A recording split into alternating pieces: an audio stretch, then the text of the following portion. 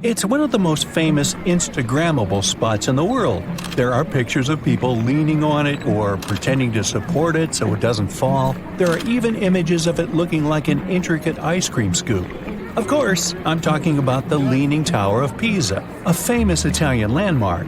It always looks as if it's seconds away from toppling over. Located in the Italian city of Pisa, which would make sense, this construction is better known for its precarious posture rather than its history or purpose. Back in 1178, when the construction of the tower was still underway, people realized that the building was starting to lean over, and that was even before they had reached the third floor. They first blamed the architect, whose left leg was shorter than his right by 2 inches and had a built-in lean. But no, I just made that up.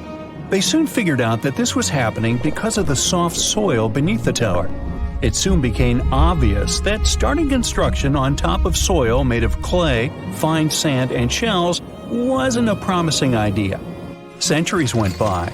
Soon, people understood that the 180-foot-tall tower wasn't merely leaning, it was falling in slow-mo, and at an alarming rate of 0.08 of an inch per year. Now that may not sound like a lot, but multiply that by hundreds of years and, well, you can just look at the pictures. These days, the Leaning Tower is more than 16 feet off its perpendicular axis. It's not toppling over, only because its center of gravity continues to fall within the base of the structure. Plus, it's constantly monitored by local authorities. Now, since I've already got you excited for your next trip to Italy, you should know that the Leaning Tower of Pisa isn't the only crooked building in the country. About 2 hours away from Pisa, up north in the city of Bologna, there's not one but 2 leaning constructions, Le Due Torri, which sounds better than the 2 towers. Now these towers were each named for the families that funded their construction, the Azianelli family and the Garasenda family. Because of its tilt, the Garasenda Tower is no longer open for visitors. The Azianelli Tower, however, can still offer tourists a wonderful view of the city. That is, if you manage to finish climbing almost 500 steps. It does come with a catch for students, though. Italians have a local superstition saying those who climb the tower up to the top will never be able to finish their studies. Well, that's certainly a disincentive. Now, Londoners have their own tilted tower, but it's probably not the one you may think about. Yup, it's the famous Big Ben or Elizabeth Tower. That's its official name, by the way. Big Ben is just the bell. Luckily, it's not leaning to one side as fast as other more impressively crooked buildings. It's currently tilting at a rate of 0.3 inches per year. This whole tilting thing is happening mostly because of several infrastructure projects, like the expansion of the London Underground or the construction of parking lots near this historic building. Locals are not that concerned, though. If the latest data is correct, it'll take Elizabeth Tower about 4,000 years to catch up with its Italian counterpart, the Tower of Pisa. Anyway, there's a strangely shaped building in Poland as well. It's called the Little Crooked House. You can find it in Sopot, Poland. Its construction was finished in 2004. This building looks like it just jumped out of a fairy tale. And no wonder. The architects behind this project claimed they had been inspired by books illustrated by Jan Schanzer. This project has a lot of striking details. For example, warped walls, sandstone frame windows, and stone decorations. The building also features curved tinted glass windows and a concave roof. As a popular tourist attraction in Poland, the Little Crooked House currently has a lot of shops, offices, and restaurants. Now, you don't have to travel all the way to Europe to check out tilting buildings. The Millennium Tower, located in the city of San Francisco, is leaning, sinking, and sliding. Either they've signed the building up for dance classes, or there's something wrong with it, don't you think? The biggest issue with the Millennium Tower apparently has to do with the 60 to 90 foot long friction piles that support it. They appear to have been driven into the sandy upper soil rather than the bedrock, which is 200 feet further down.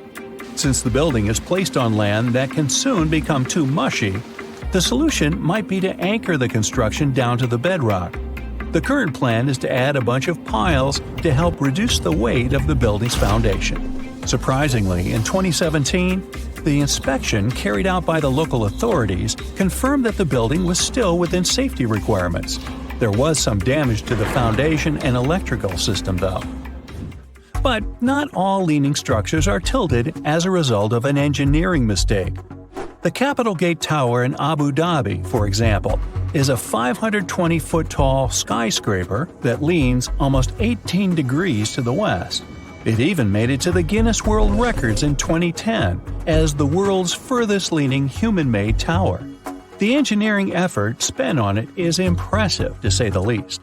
The angle of the tower is evened out by the world's first pre-cambered core. That's a fancy way of saying that loads of concrete was mixed with steel, and 490 piles going nearly 100 feet into the soil were added to the construction. Another modern and inclined architectural design is that of the Tower of Montreal, part of the city's Olympic Stadium, which is currently the tallest leaning building. It's over 575 feet tall. The Gate of Europe in Madrid consists of a couple of impressive twin towers, 374 feet tall and inclined at about 15 degrees. Well, we're heading back to Europe, to the City of Love. Before visiting Paris, don't forget to check out the Sinking House or Tilting House.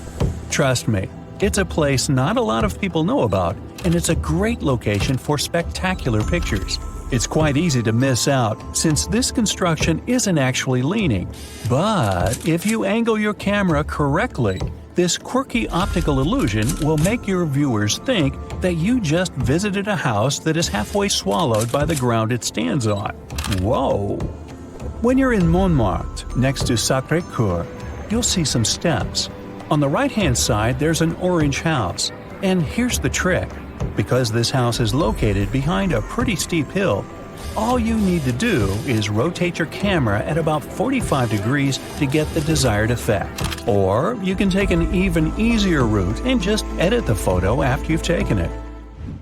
There are cities in the world that are sinking right at this moment, some of them at an alarming rate. Probably the most worrying is the city of Venice. But if you ask a Venetian whether their city is sinking, they'll say, less than the sea is rising. Well, you got me there, pal. Under the city, there is sedimentary soil, which is still compacting and settling. That's why the problem here appears to be twofold. Not only did Venice sink about 9 inches in the past century, but the sea level also rises with each passing year. This makes this gorgeous region more prone to flooding. Even worse, during the colder season, the phenomenon called aqua alta, or high water, occurs. That's when an unusually high tide arrives together with strong winds and storms. In 1966, for example, one such storm raised the water in Venice to more than 6 feet above the usual level.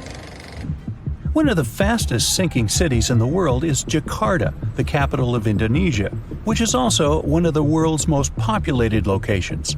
The process has been happening for decades, and if the current data is correct, over 95% of North Jakarta will be flooded by 2050. The northern part of the city has sunk a shocking 8 feet in 10 years, and now the rate is almost 10 inches per year. Jakarta is also sliding, in some locations at a rate of almost 6 inches each year. The rest of the city is sinking and sliding too, but at least it happens at a more moderate rate compared to other locations in the world. The main reason for this alarming process is the fact that there isn't a big enough water supply for the huge population of the city, over 10 million people as of 2020. Strangely enough, the city does have fresh water at its disposal. It has 300 days of rain per year, and 13 rivers pass through it. The problem lies with the fact that this water cannot be stored, as Jakarta's wetlands have been turned into a concrete jungle. That's why people living in the city have to make their own wells to get fresh water. Continuously taking water from the ground leads to loads of empty underground space called subsidence. This leaves the city suspended on almost hollow ground, and eventually it will sink. Dubai is glamorous by design. In 1966, this fellow went all out to transform a sleepy fishing village into a shiny metropolis brimming with skyscrapers. It was all founded on oil money. Investors and expats started pouring into the city year by year. And now, Dubai houses indoor ski resorts, outdoor water parks, drone-controlled weather, futuristic gardens, and floating tennis courts. But is everything as bright as it seems? The city is built on shifting sands in a desert where temperatures can exceed 115 degrees Fahrenheit. Could Dubai be that catastrophic cautionary tale waiting to happen? It might be, or it might not. Let's find out. Well, one of the most questionable projects of this emirate might indeed be in danger. I'm talking about Dubai's artificial islands off the coast. Built from sand dragged up from the seabed, they're part of a super ambitious plan to create resorts and residential homes for the ultra-rich. But at the moment, most of these islands are largely abandoned, and their market collapsed. And the worst thing? Well, no one expected such an outcome. They're already sinking back into the sea. Let's take a closer look at these wonder islands. There are the 3 Palm Islands, Palm Jumeirah, Palm Jebel Ali, and Palm Deira, an archipelago of 300 small islands called the World, and a final set of tiny islands designated after constellations, the Universe. The construction started in the year 2000 with the Palm Islands. The main goal was to create one more oasis within the oasis of Dubai, with more shops and more luxury goods, more resorts and hotels, more restaurants, and more beaches. The Palm Islands, for example, have mansion-like houses built in contemporary styles within gated communities. It turns out they're meant to mimic the Hollywood Hills lifestyle. At the moment, Palm Jumeirah is the most developed one out of all of them, and has functioning businesses, homes, and hotels. The other 2 Palm Islands are reported to be rather underdeveloped, if not desolate. As for the Universe archipelago, it hasn't even gotten underway, but at the same time, it's supposed to be finished by 2028. The World archipelago has been encountering one issue after another during its development. The problems were mostly related to using sand from the ocean to build the islands. Erosion from water and wind started eating away at the islands from day one. But that's not the only problem. To make matters worse, rising ocean levels are threatening to swallow them completely. Plus, economic problems that started in 2008 haven't let up yet. But let's delve into details to see how truly disastrous the whole venture is. Palm Jumeirah, the only successful set of islands so far, is literally sinking at a rate of 5 millimeters per year. It turns out that sand piled on the ocean floor isn't all that great for sustaining the weight of hundreds and thousands of tons of human-made structures. So, Dubai's islands sink, the ocean level rises, that's clear. But couldn't the engineers behind these magnificent projects predict such an outcome? Apparently not. Wave breakers surrounding the islands have a height of a mere 6.5 feet. That's well below any serious protective height. Water erosion also removes between 353,000 to 530,000 cubic feet of sand per year. And these numbers are going to grow as global warming makes weather and ocean tides more severe. We should also mention the ecological problems the construction of the islands provoked. For one thing, in the process, too many natural resources were used, which led to the decline of biodiversity and the extinction of wildlife and vegetation. The islands are extremely harmful to marine life and the ecosystem. Dubai uses loads and loads of energy and natural resources. The average water consumption in Dubai in 2019 was 145 gallons per person per day, the highest consumption rate of any country. 98% of this water comes from desalination plants, which uses a tremendous amount of fossil fuels. Plus, the extensive use of marine sand and sediment to build the islands had catastrophic consequences for the local ecosystem. During the construction, the waters became clouded with silt, stifling once abundant sea inhabitants. For example, oyster beds have been covered with 2 inches of sediment. Now, let's have a closer look at one of the projects, the World Islands, and find out the deepest secrets behind them.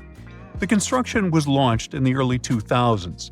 Since then, the project has been surrounded by a veil of rumors, from celebrity purchases to outlandish hotel projects.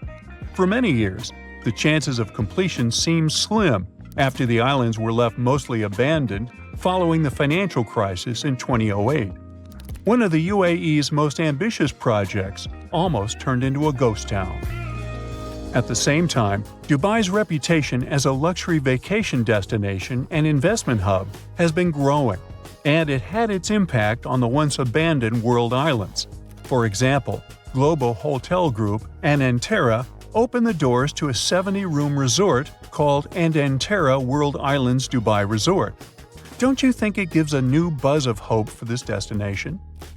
So, what exactly are the World Islands? They sit around 2.5 miles off the coast of Dubai in the Persian Gulf. It's a collection of small islands replicating the world in miniature.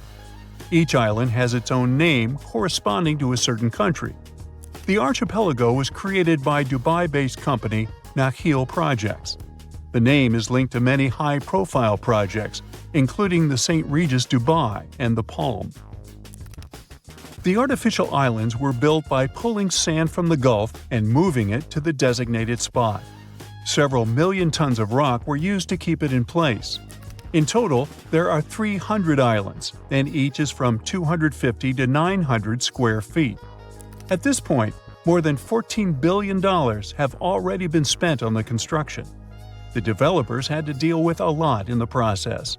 Besides the chaos of work halting, there were also rumors that the World Islands were sinking back into the ocean. For many, the Heart of Europe project was the most convincing.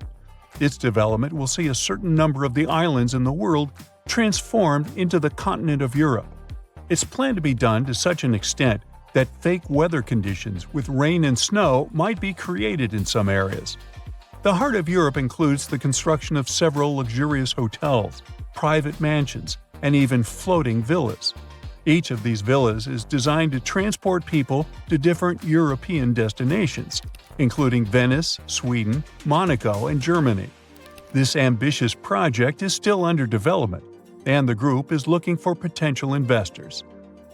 But the most exciting World Islands project is probably the Antero World Islands Dubai Resort that I mentioned before. Located in the South America region of the islands and having a great view over the main city, it opened in 2021. The resort's accommodations include suites, beach villas, and pool villas. At the moment, it's the only open resort on the entire archipelago, which gives it a sense of seclusion and privacy. Interestingly, the development and purchase opportunities remain a closely guarded secret. There was an old listing on one internet site for the entire collection back to when the World Islands was just an intriguing project. But later, there was only one individual island left for sale.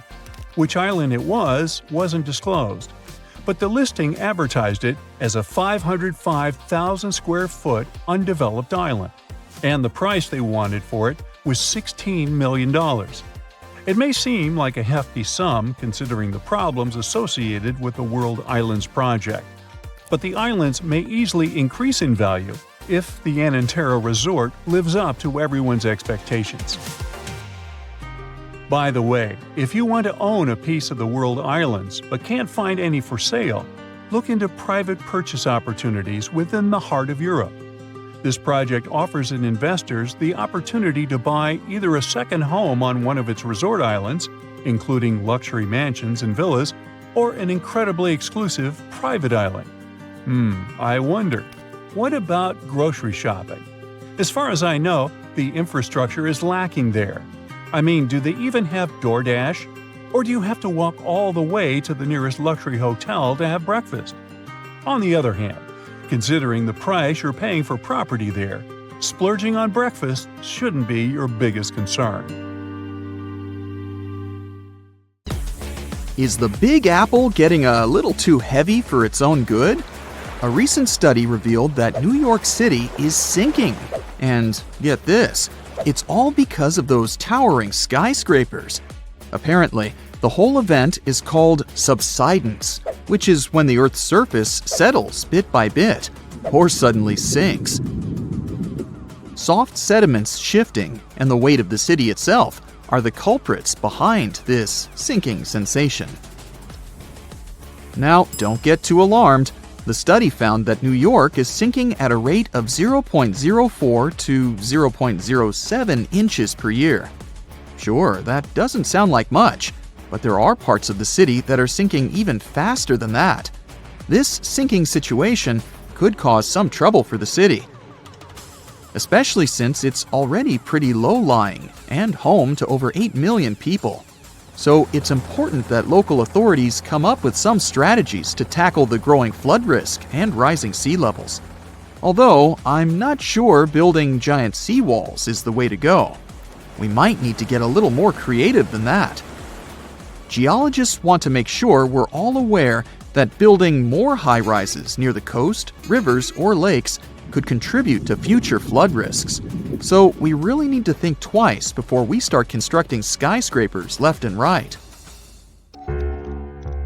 In recent studies, scientists calculated the total mass of all the buildings in New York City, over 1 million of them, and it adds up to a whopping 1.68 trillion pounds. Talk about a heavy load. Now, they didn't include the weight of the roads, sidewalks, bridges, and other paved areas, so you can only imagine how much more weight is added to the city.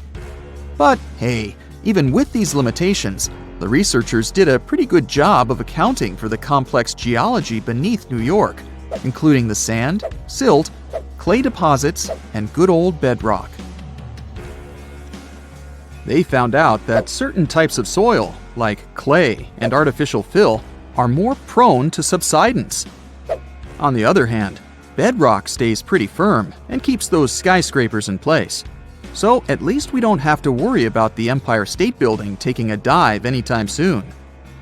Comparing their fancy models with satellite data, the researchers created a map of the city showing where the sinking is happening. And guess what? The increased urbanization and all that groundwater pumping and draining are only making things worse. It's high time we start protecting our resources, don't you think? I wouldn't start packing my bags just yet. New York isn't the only sinking city out there, you know. Jakarta, the capital of Indonesia, is facing some serious sinking action too. In fact, parts of it could be underwater by 2050. That's like a real-life Atlantis situation. Over 30 million people in Jakarta are now deciding if they should relocate the entire city. If there's a city out there we should worry about sinking, that's Venice for sure. But why is it so eager to take a dive, you might ask? Well, let me tell you the complex truth. You see, Venice decided to set up shop on a marshy lagoon with shoddy foundations. As time went by, the ground underneath just couldn't hold it together and started compacting like a squished marshmallow. On top of that, the city's been slurping up groundwater like it's going out of style or something. The cherry on top of this mushy cake is that the sea levels have also been slowly rising. And guess what? Those sneaky plate tectonics are having a laugh by shoving the Adriatic plate under the Apennine Mountains, giving Venice an extra push downward. Someone had the bright idea to stop pumping groundwater, thinking they could stop the sinking shenanigans. But hold your gondolas. A new study revealed that the sinking hasn't completely stopped, just slowed down a bit. It turns out the whole area is tilting ever so slightly to the east, with Venice perched on the slightly higher end. You must be wondering how much Venice sinks in a year, right? Brace yourself for this shocking revelation. It's sinking at a rate of about 0.04 to 0.07 inches a year, similar to New York. At this pace, in the next 20 years, it could sink a whopping 3 inches below sea level. To avoid turning into a Venetian fishbowl, locals are frantically building special barriers to keep the water from crashing into the lagoon. But don't hold your breath, because this project has had more delays than you'd expect. Oh, and have you noticed that charming old-style vibe in Venice? It's not just because they're fans of the vintage look. Those salty waters have been wreaking havoc on the buildings, thanks to the water levels constantly breaching the original damp-proofing. Now the water's cozying up to the masonry, and the ground floors of many apartments are no longer safe enough to live in. Now, when will Venice take a dive into the abyss? It's hard to say for sure. Subsidence and rising sea levels are as slow and unpredictable as a turtle in a marathon. But experts have playfully warned that if things continue as they are, Venice could be doing the backstroke beneath the waves by 2100. Fear not, though. They're doing their best to protect this floating gem of history and culture from becoming a Hollywood disaster flick. So don't cancel that Venice day trip just yet. New Orleans has a peculiar watery situation going on too. You see, this lively place was initially built just a smidge above sea level, and now it's gradually sinking. Back in the day, when an area of the city called the French Quarter was just popping up, folks had to make do with what they had. They scored the best land they could find, but it was only about 10 feet above sea level. And let's not forget, the rest of the city is as flat as a pancake, with the areas around the French Quarter being just a hair lower. Now, even though they knew they were up against some soggy odds, the resourceful New Orleans residents did their best to elevate their houses above the flood-prone land they chose as their home. There's more. The ground beneath New Orleans is as wobbly as a plate of Jell-O. Architects had to keep things short and sweet because they feared the soil couldn't handle the weight of taller structures. They played it safe, sticking to 2 or 2.5 stories. Here's where it gets interesting. The city installed a fancy drainage system in the 1900s, thinking it would solve their water woes. And while it did help with the marshes and all, it inadvertently sucked the life out of the soil. Yep, the ground was left high and dry, without enough sediment and water to keep it steady. As a result, those former marshes sank as if they were in a quicksand competition. By the 1930s, things got even more topsy-turvy. 1/3 of the city was below sea level, and by the time Hurricane Katrina made its grand entrance, that number skyrocketed to around 50%. Oh, and here's the icing on the cake. Sea levels decided to join the party, rising faster than a helium balloon.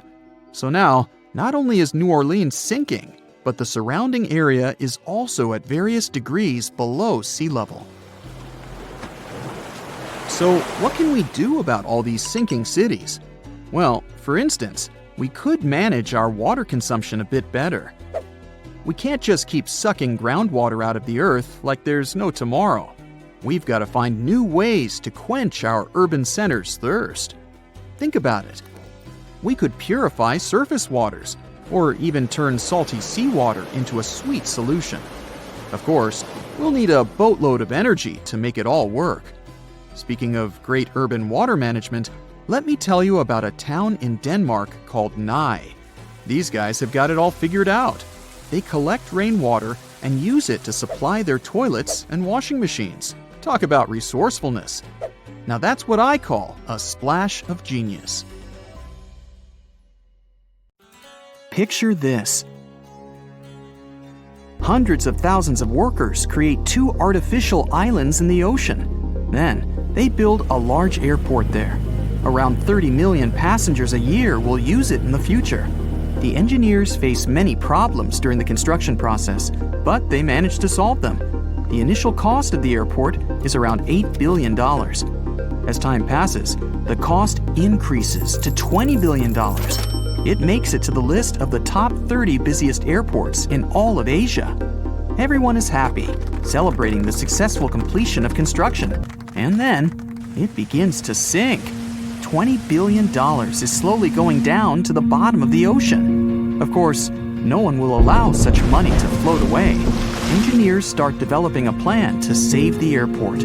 But let's go back to the very beginning and find out how this was even possible in the first place. It all began in 1964 near the Japanese city of Osaka. That year, the first plane landed on the territory of the new Itami International Airport. The flight was successful. Everyone was happy. But there was one problem. The airport was located close to residential buildings, and the first plane was passing by the windows of locals. Of course, the noise from the turbines annoyed people, so they spoke up against it. People went to mass protests and filed hundreds of lawsuits demanding to close the airport or pay them compensation. Meanwhile, the number of flights was increasing every day. People's discontent was growing as well, and the court partially satisfied their demands. Someone received monetary compensation for moral damages, and somebody got a new house in a different area. Of course, all this cost the authorities quite a lot of money. Years passed, and as more and more airlines were using Itami, the load on the airport was growing. Millions of people were flying out of it and arriving there every year. But one airport wasn't enough for the quickly developing city. The Ministry of Transport of Japan decided to build a new, bigger airport. They wanted to buy land near the city to use all transport communications and infrastructure. To build an airport in such a place would be a very profitable investment. A new airport was supposed to become an extension of the old one, closely interacting with the city. And that's when they faced real problems.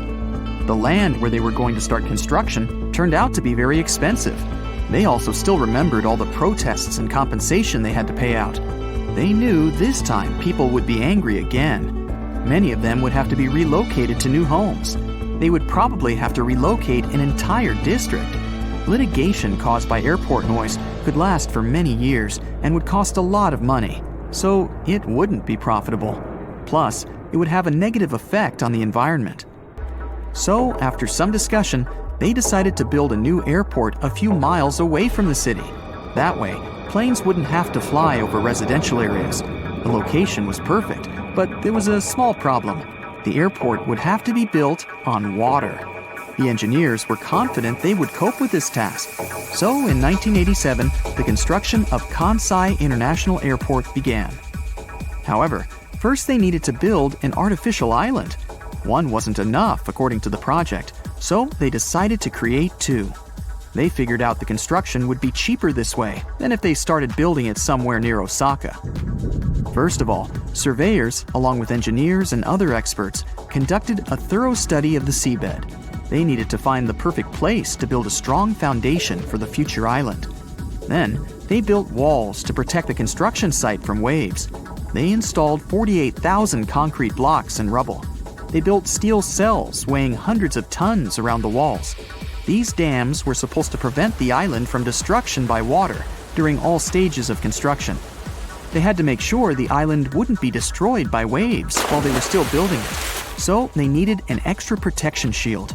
The price of this shield was about $150 million. After that, complex work on solidifying the soil and pumping out all the liquid began. Builders were laying hundreds of thousands of tons of sand on the clay seabed. They created an additional thick layer of the ground as a foundation, but all this soil was wet. It was like a sponge that changed its shape and could collapse and pull the airport with it. That's why engineers installed more than 2 million vertical pipes in the soil. They poured sand inside each pipe. Sometimes, during the construction of other artificial islands, the pipes are filled with fabric. All this is necessary to absorb moisture. The system operates on the principle of a vertical drain. Then, the workers removed the pipes. The drains remained inside the ground. The next step was adding some extra soil over the layer of sand. Builders took that soil from the mountainous terrain of Osaka Bay and transported it on barges from neighboring cities and countries. They put all this soil on the compacted layer. Then the mass of the new layer simply pushed all the liquid into the less dense sand. There, moisture could only move horizontally because of the strong pressure from above. Then liquid got into vertical drains, went up, and evaporated. The more moisture came out, the more compacted the soil was becoming. It got stronger and less prone to deformation. The laying of new soil went in stages. it was important to pause so that each of the levels could strengthen and descend. So, layer by layer, the builders finished it. Then, they drove 900 columns into the ground and rested them on hydraulic jacks for a solid foundation. This would allow adjusting the columns in case the soil began to sag. Finally, they created 2 artificial islands. Builders started setting up the airport. Large-scale construction ended in 1994. In the same year, they opened the airport. The building stood high above the ocean, and then it started sinking very slowly. But it was okay. According to laboratory soil analyses and engineers' calculations, it would take about 50 years for the soil to sink to a height of 13 feet above sea level. This height is the minimum level necessary for the safe operation of the airport. The dam could break, and the water would flood the airport if it went under 13 feet above sea level. That is, in 50 years, the airport would become an unsafe place. By then, the engineers would find a solution for this problem. But things got dangerous way earlier.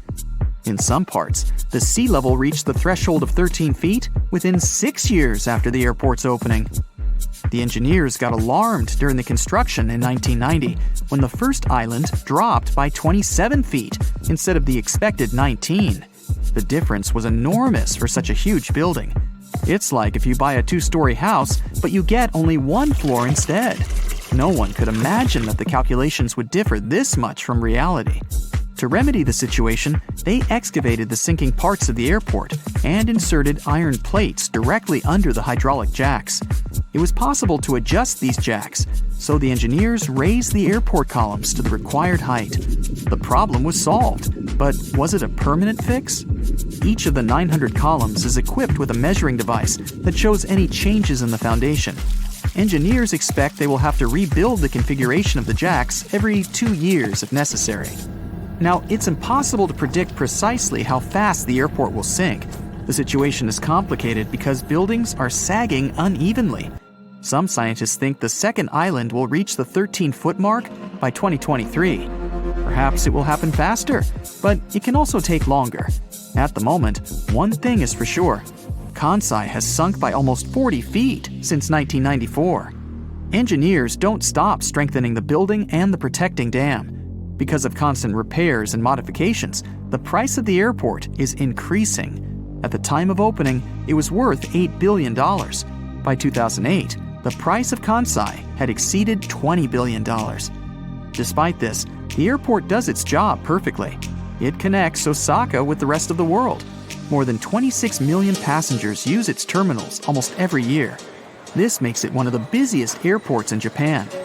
Reducing the load wouldn't fix the sinking problem. The pressure is exerted by the filled-up soil, not by the equipment.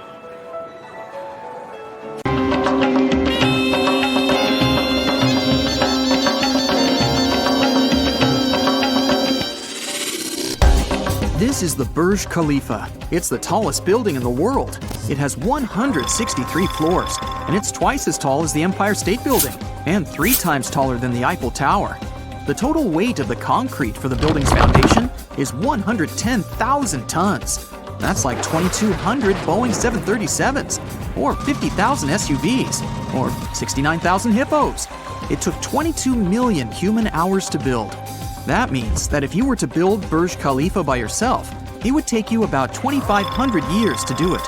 And now, imagine that huge thing slowly sinking into the sand until even its spire is underground. Skyscrapers are usually built on solid ground.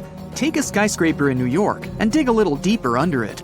There's always some kind of rock foundation to support the weight of the building. But if you dig a hole in Dubai, you'll only find sand. In theory, the whole city should have sunk in the sand, but it's still there. The main reason the Burj Khalifa stands firm is that the sand for the building's foundation was brought from Australia. Wait, but Dubai is built in a desert. There are billions of tons of sand there. Well, that's right, but the problem is its shape. There are lots of dust storms there. The wind picks up sand grains. They rub against one another, get polished, and gradually turn into microscopic balls. This makes the sand doughy, almost like snow. And if you squeeze a handful of such sand, there will be a lot of air between these balls. That's because they don't cling to one another tightly. But usually, sand grains are shaped like diamonds. If you squeeze such sand in your hand, the grains will press against one another like puzzle pieces. This way, they can withstand intense pressure. So, engineers imported millions of tons of sand to Dubai to create a strong base for the foundation of the building. The second thing about this type of sand is friction. The less smooth it is, the harder it is for you to slide on it. The building will literally cling to the sand with its foundation. Now, let's sneak a peek underneath the Burj Khalifa. First, the engineers drilled 192 holes, each about 164 feet deep. That's 3 times the length of a New York City subway car. Then, these holes were filled with concrete and about 39,000 tons of steel rebars to reinforce the structure. These are called piles. Concrete resists compression well enough, but it doesn't fare well when it gets twisted or bent. Luckily, steel rebars are great at dampening those forces. The sand around the piles is tight against the concrete. The friction between the sand and the piles keeps them from falling deeper. It's like sticking your hand in the sand at the beach. It can easily go down a dozen inches, but then the friction will stop it. When the piles were ready, it was time to create the base of the building, something like a concrete pillow. It's shaped like a flower with 3 petals, but this is not only for beauty, it's also for reliability. When you step on doughy snow with your feet, you fall all the way down to more solid ground. But if you wear snowshoes, you can walk on the snow surface. This is because your weight is distributed over the snowshoe area. The shape of the base of the Burj Khalifa has the same function. It distributes the construction's weight evenly so that the building doesn't sink into the sand. When the base was ready, workers began constructing the building itself. Whoa, it really swings a bit. Don't worry, it's done on purpose so that the skyscraper doesn't collapse. If you make the construction too stiff and don't let it swing, at one point, a strong gust of wind can just break it at the very base, and it will fall. So all skyscrapers are made a bit flexible. When the wind blows, the skyscraper tilts a little. This puts a lot of force on one side of the building's foundation, but concrete tends to shrink slightly, which dampens that force. Then the concrete decompresses and returns back to normal. When the wind is especially strong, the spire of the Burj Khalifa can sway 6.5 feet. The architects have come up with an even crazier idea for Dubai: a spinning building. It'll be an ordinary skyscraper, but each floor will rotate 360 degrees. Engineers are planning to install a rigid rod inside the skyscraper. It'll hold the entire weight of the construction on itself. Then each floor of the building will be attached to that rod, and the inhabitants of each floor will be able to choose the direction and speed of rotation. So, building on sand is actually quite reliable and simple. It was much harder to build skyscrapers in Manhattan. There's hard rock that can support a skyscraper there, but it lies 10 stories deep underground. So, engineers came up with a solution. These are wells. First, a concrete ring is placed on the ground. Workers start digging a hole right underneath it. They remove soft soil, and the concrete ring begins to sink under its own weight. The builders then put another ring on top of it and continue digging. One by one, the rings go lower and lower. A small crane helps to lift the soil to the surface. It's essentially a vertical tunnel that leads to nowhere. When the well reaches the rock hidden underneath the soil, the builders climb back to the top. The well is then filled with concrete. It looks like a giant pile. A dozen of these powerful piles can support a large skyscraper. But it's much harder to create a building foundation in a seismically active zone. That means a place where earthquakes frequently happen. The method of protection against them is simple. Like with high winds, you need to make the building flexible. Let's look at the foundation of such a construction. Good old piles hold the enormous weight of the skyscraper, but the concrete pad of the building itself stands on huge springs. During an earthquake, the ground shakes and moves from side to side, but the springs dampen and compensate for the movement, so the building stays in place. Also, engineers surround buildings in earthquake zones with concrete circles underground. So, here's a skyscraper with its foundation. Here's one ring around it, and here's another. When an earthquake hits and the ground starts to shake, these rings dampen the force of the earthquake. And if around the rings it feels like strong waves, inside the perimeter, it's like a calm bay. Another option is to reinforce the building with steel beams. You may have seen these things on bridge piers, but in this case, there are small cylinders on each beam. Each cylinder is filled with oil and has a piston. When the building starts to swing during an earthquake, the piston starts to compress the oil in the cylinder. The oil turns the mechanical energy from the swinging into heat. This dampens the energy released by the earthquake. And sometimes, engineers have to construct a building in a place where there's a lot of water in the soil. If you drill a hole for a pile there and fill it with concrete, the water will wash out the cement or keep it from drying out. In such cases, you have to freeze that water. To do it, builders make a lot of small drill holes at the construction site. Then they put pipes into these holes and create a connected pipe system. There's a similar pipe system in your fridge. It's hidden under the inner paneling. Now, we pump some liquid nitrogen inside. The water gives off its heat to the liquid nitrogen and starts to freeze. Meanwhile, the workers have time to fill the pile holes with concrete. But water in its ice form takes up more space than in liquid form. So when the ice melts, the ground sags a little. So what if you want to build a city on water, like Venice? Then you'll need long piles. The builders of Venice used wooden ones. They had to get to the bottom of the lagoon first, and then they moved a few more dozen feet deeper through the soft clay soil until they reached the hard rock. The builders drove such piles around the perimeter of the future building, and the construction itself was built in such a way that most of its weight rested on the outer walls. If you dive underwater in Venice, you'll see hundreds of thousands of such piles. The task is more difficult if you build a bridge. In addition to a solid foundation, you have to take into account thermal expansion. The rule is simple. When something gets hot, it expands, and when it cools, it shrinks. Look at railroads. There is a gap between each rail. The clatter of the wheels you hear when on a train is born exactly on these gaps. When the sun heats the rails in the summer, they extend. This creates tension inside the metal. Then the rail can bend sideways or even upward, like a worm. But if engineers have provided such gaps, the metal will expand and fill that space. A bridge is exactly the same as a huge rail, and in hot weather, it can expand too. So engineers leave gaps there on purpose. You can see them on the surface of the bridge. They're usually covered with a sheet of metal that looks like a comb. When the bridge heats up, these combs come together. You're standing in the middle of a vast, empty desert in Saudi Arabia. But in the middle of that emptiness, two enormous mirrored skyscrapers rise side by side, in perfect parallel to each other. This isn't just some sci-fi concept, it's the line, the centerpiece of Saudi Arabia's boldest urban project yet.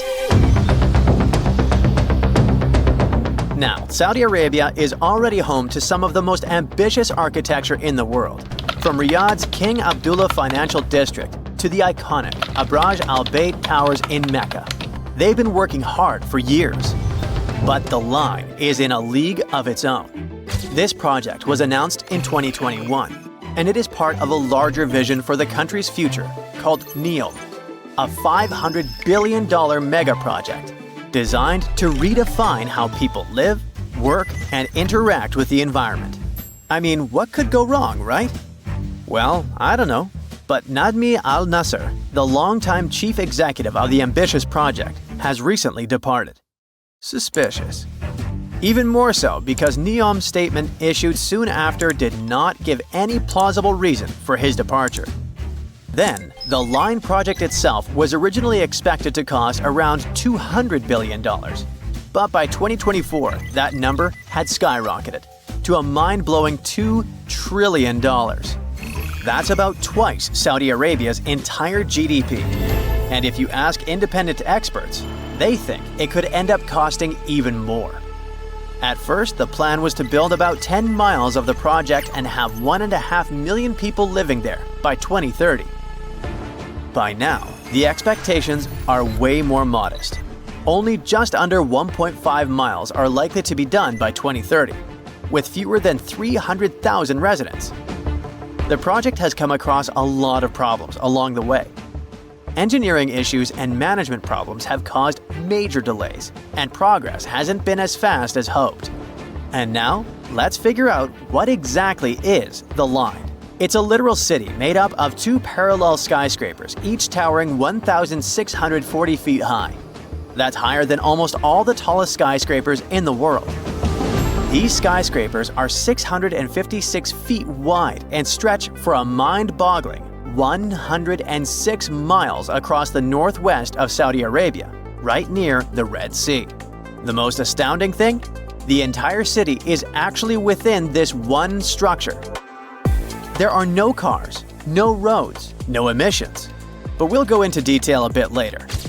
The complex is supposed to house 9 million people, and all of this running entirely on clean energy. Such a project aligns perfectly with Saudi Arabia's ambitious Vision 2030 plan. The outside of the skyscrapers will be covered in mirrors that will reflect the surrounding desert landscape, creating an almost seamless blend between the city and its surroundings. Inside, there will be lush parks, cascading waterfalls, flying taxis, and even robot helpers to take care of everyday tasks. They're also planning to make an artificial moon as part of the city's design. One more thing that makes the line so unique is its design. Unlike traditional cities that spread out horizontally, the line is vertical. Everything, homes, offices, parks, schools, shopping centers, are stacked on top of each other in layers. This means that residents won't need to travel long distances to get what they need. In fact, the designers promise that all amenities will be within a 5-minute walk from anywhere in the city. And while it's compact in width, the city's vertically layered structure means it can comfortably fit all 9 million residents, while leaving plenty of room for parks, natural spaces, and modern conveniences. There's even a plan for year-round climate control, keeping both indoor and outdoor spaces at comfortable temperatures, no matter how harsh the desert weather gets. Of course, even with everything close by, people will still need to get around the city. Worry not. The line has it covered in the most futuristic way possible. It features a high-speed train system that will travel from one end of the city to the other in just 20 minutes. That's 106 miles in 20 minutes with only 4 stops along the way. Imagine being able to get anywhere in the city faster than you could drive across town in most places today. Besides the train, the line will also have autonomous vehicles. Those will be cars and shuttles driving themselves with the help of advanced technology. They will handle everything from parking to going around obstacles. Even cooler, in the line, every car, train, and any other piece of infrastructure will be connected in a huge network called the Internet of Things. Sensors and real-time data will allow traffic to flow smoothly, preventing delays and reducing congestion. They first spoke about the NEOM project in 2017. Besides the line, NEOM is supposed to include an octagon-shaped floating industrial city and a posh mountain ski resort. There, Saudi Arabia will host the Asian Winter Games in 2029. Plus, there will be the world's largest green energy plant, which will make the region self-sufficient and sustainable. The goal of NEOM is to attract people from around the world, not just to visit, but to live there. Residents will even be given their own identity, Neomians. Not everyone thinks this construction is a good idea. Some urban planners and architects have pointed out pretty big flaws in the city's straight-line layout. You see, in a regular city like Johannesburg, which covers way more ground than the line, 2 random people are usually only about 20 miles apart. But in the line, the average distance between 2 random people would be 35 miles. That's almost double, even though the line's overall area is way smaller. This setup could make it harder for people to connect socially and might be a pain to navigate, even with a high-speed train zipping through it. Now, they promise that every resident will have everything they need within a 5-minute walk, but there are doubts too. People wonder if living in a super compact, stacked-up design might end up feeling claustrophobic or even too much to handle. As for the whole mirrored exterior idea, it looks pretty cool in renderings. But there's an opinion it could actually mess with the environment. Reflecting all that sunlight in a desert might disturb local wildlife or create unexpected heat issues. The line's high-tech features sound amazing, but they come with their own set of headaches. The city is supposed to run on the Internet of Things tech and autonomous vehicles. Sounds awesome, right? But how are they going to pull that off for a 106-mile-long city? For things to run smoothly, every piece of tech, cars, trains, infrastructure, needs to be perfectly in sync. sharing tons of real-time data. If there's even a tiny glitch, it could throw a wrench into daily life for millions of people. Then there's that high-speed train. It does sound like a dream, but actually building and keeping it running in the middle of a desert is not so easy. The heat, shifting sands, and wear and tear on the tracks could cause big delays and rack up costs pretty quickly. People around the world are questioning if the line is even doable. The first inhabitants were supposed to start living there by 2030, but there are reports about scaling the project back, so that deadline feels like a big stretch. There's also a sustainability issue. The line is supposed to have zero emissions and 100% clean energy. But building something so massive is bound to take tons of resources. With all these challenges, Saudi Arabia is looking into new ways to fund the line and figure out which parts of their Vision 2030 projects to prioritize. An insider has recently said that some projects might go ahead as planned, while others could be delayed or scaled down. This lines up with what Ali Shahabi, who's on NEOM's advisory board, has said. He admitted that the Vision 2030 goals were always meant to be super ambitious. Like, almost too ambitious. But he argued that even if they only pull off part of it in time, it'll still be a big deal. You have about $130 million. What would you do with it? Fly into space or buy an island? There are many ways you can spend this much money, but one anonymous investor used it to build an extravagant underwater city. The project is not finished yet, and a lot of people are currently working really hard to make this crazy idea come to life. If all goes well, in the near future, living under the sea may become a reality. In the past century, there was a limestone quarry near the Welsh border in England. In the 1990s, it became flooded and turned into a lake 260 feet deep. Now, there's a large construction project going on around it. Trucks transport materials and people in overalls construct huge modules that look like giant futuristic submarines. These modules are called Sentinels, and they will become the buildings of a small underwater city. Builders and engineers create durable stainless steel materials that allow these houses to withstand a depth of up to 650 feet.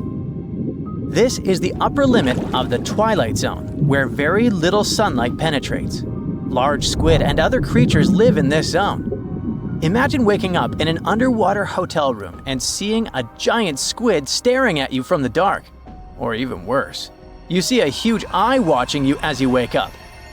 This could happen if sentinels were successfully installed in the depths of the ocean. Meanwhile, let's return to our project on a small lake.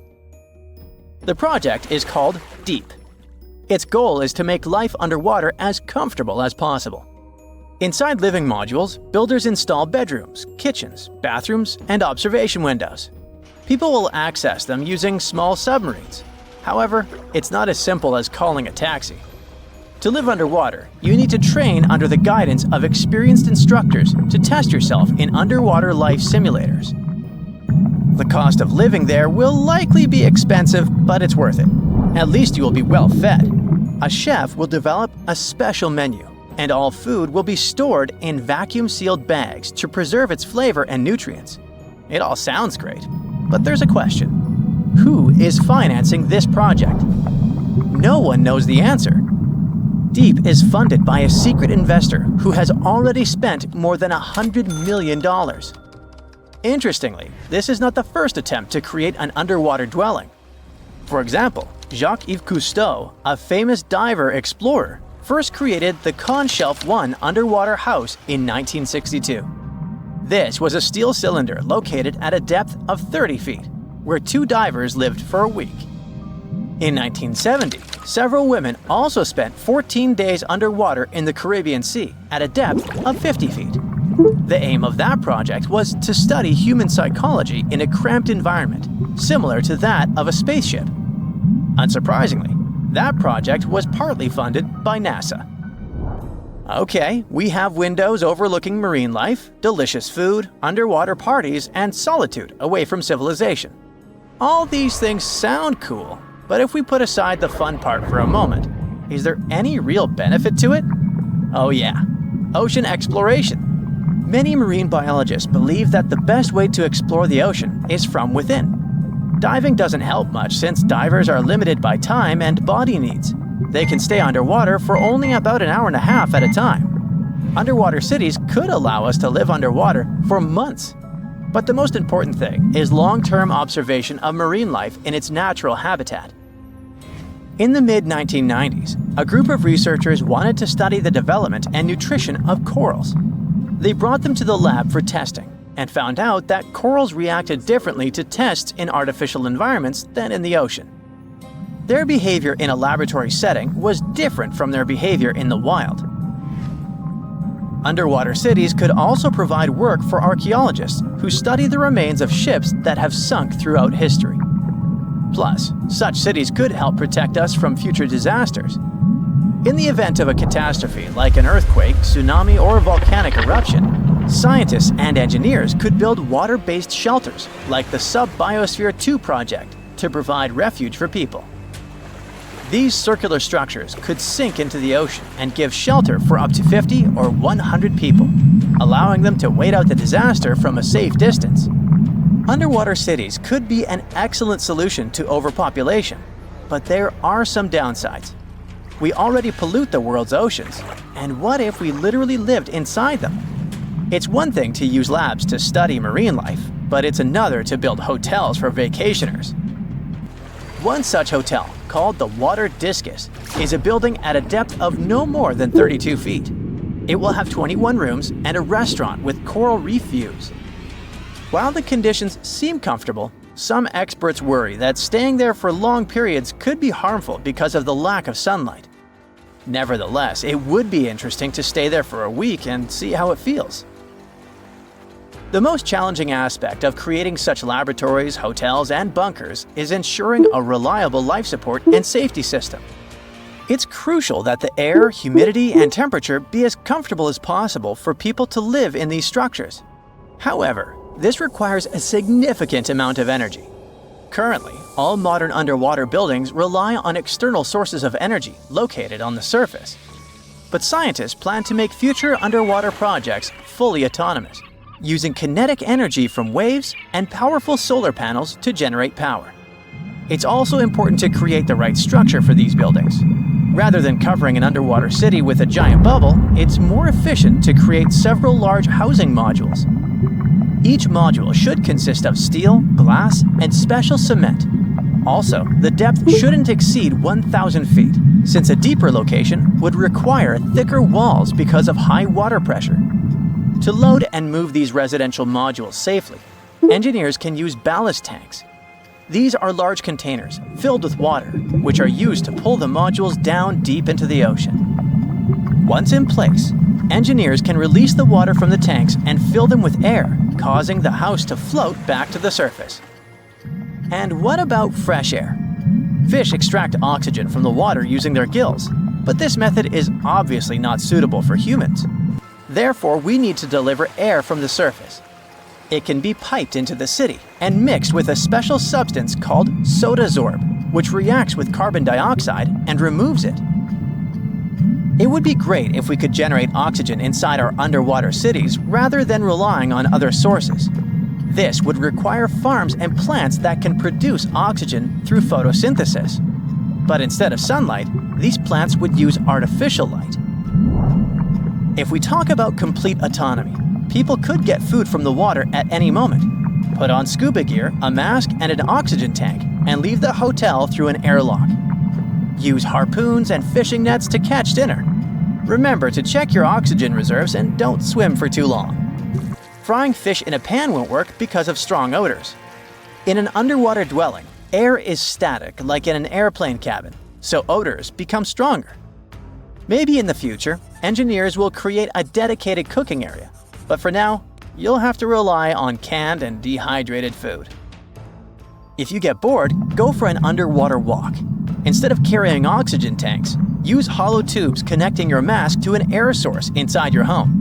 But don't forget that you can't go too far because the length of the tube is limited. Air, food, safe construction. What else? Drinking water. In the future, scientists may create filters in these hotels that desalinate salt water. This water can be extracted from the condensation inside the hotel, as well as from human secretions. Don't be surprised. Astronauts, for example, have been using special technology to filter their liquids and turn them into drinking water for a long time. Hey, future explorers. Let me tell you, some stuff might still be hanging around even 2,000 years later. Finland has an underground nuclear storage facility designed to last 100,000 years. Picture a massive underground tunnel system carved right out of solid rock. They wanted a solution that wouldn't burden future generations with constant babysitting in the area. This impressive place sits about 185 miles northwest of Helsinki. The engineers started planning it way back in the 1970s. They wanted to close up shop and decommission it in the 2000s. The heart of the crib is a spiraling track that's going to stretch 3 miles, diving down. To ensure maximum safety, they've got a bunch of multiple barriers in place. Steel and concrete structures are supposed to do the job.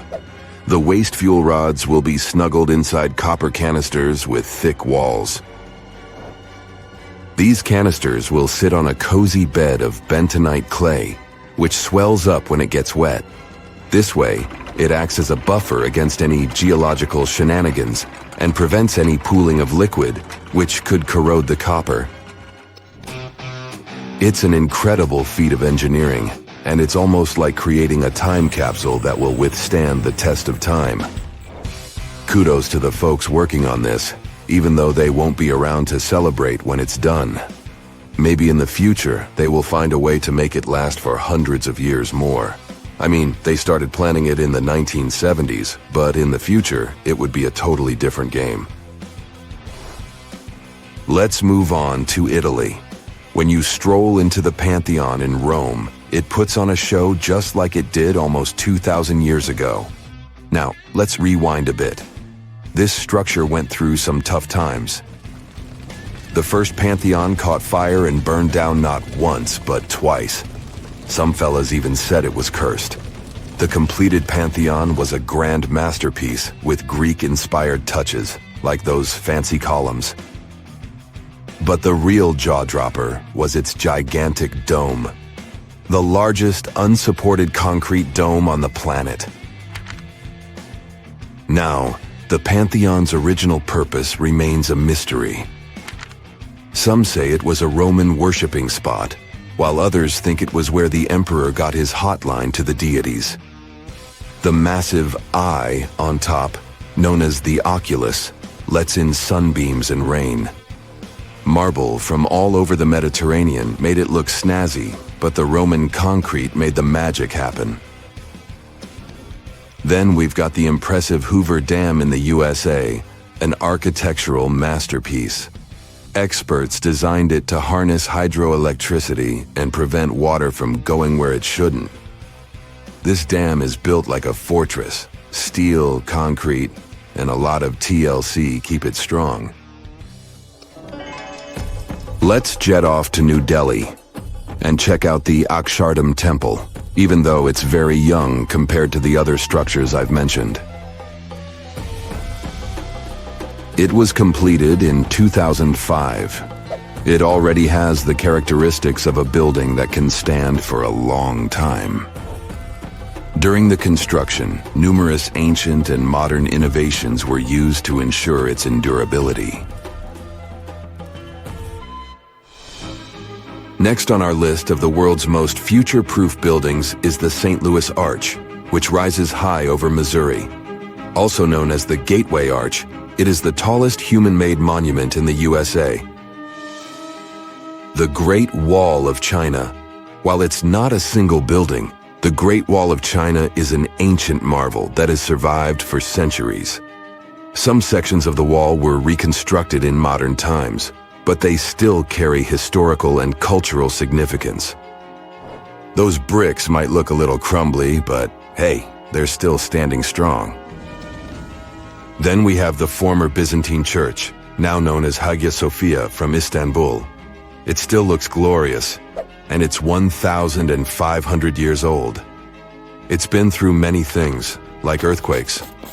Architects designed Hagia Sophia in an impressively short period. After the Ottoman conquest of Constantinople in 1453, Mehmed II converted it into a mosque. He added some new stuff, like a minaret and a chandelier. Hagia Sophia is a unique architectural marvel. Its main dome is 105 feet tall and flanked by two semi-domes on both sides. In terms of its floor plan, the building is nearly square, but from the interior perspective, it appears rectangular because of the extension of the roof by large semi-domes. The interior has 3 aisles separated by columns, with galleries above and substantial marble piers rising at both ends to support the dome. These columns are constructed of the finest marble, carefully chosen for their color and variety, while the lower walls are adorned with marble slabs. On the outside, there are windows above the galleries and around the base of the dome. When the sun's shining, it kinda tricks your eyes into thinking the dome is floating, because these windows hide the support structures. We couldn't have put together a list of the world's sturdiest buildings without mentioning perhaps the most famously enduring of them all: the Pyramids of Giza. They were completed around 2540 BCE. They've got the whole package: superior materials, genius engineering, and a design that puts all other structures to shame. The ancient Egyptians were all about building for eternity. They believed that the afterlife would last forever, so they made sure their tombs would too.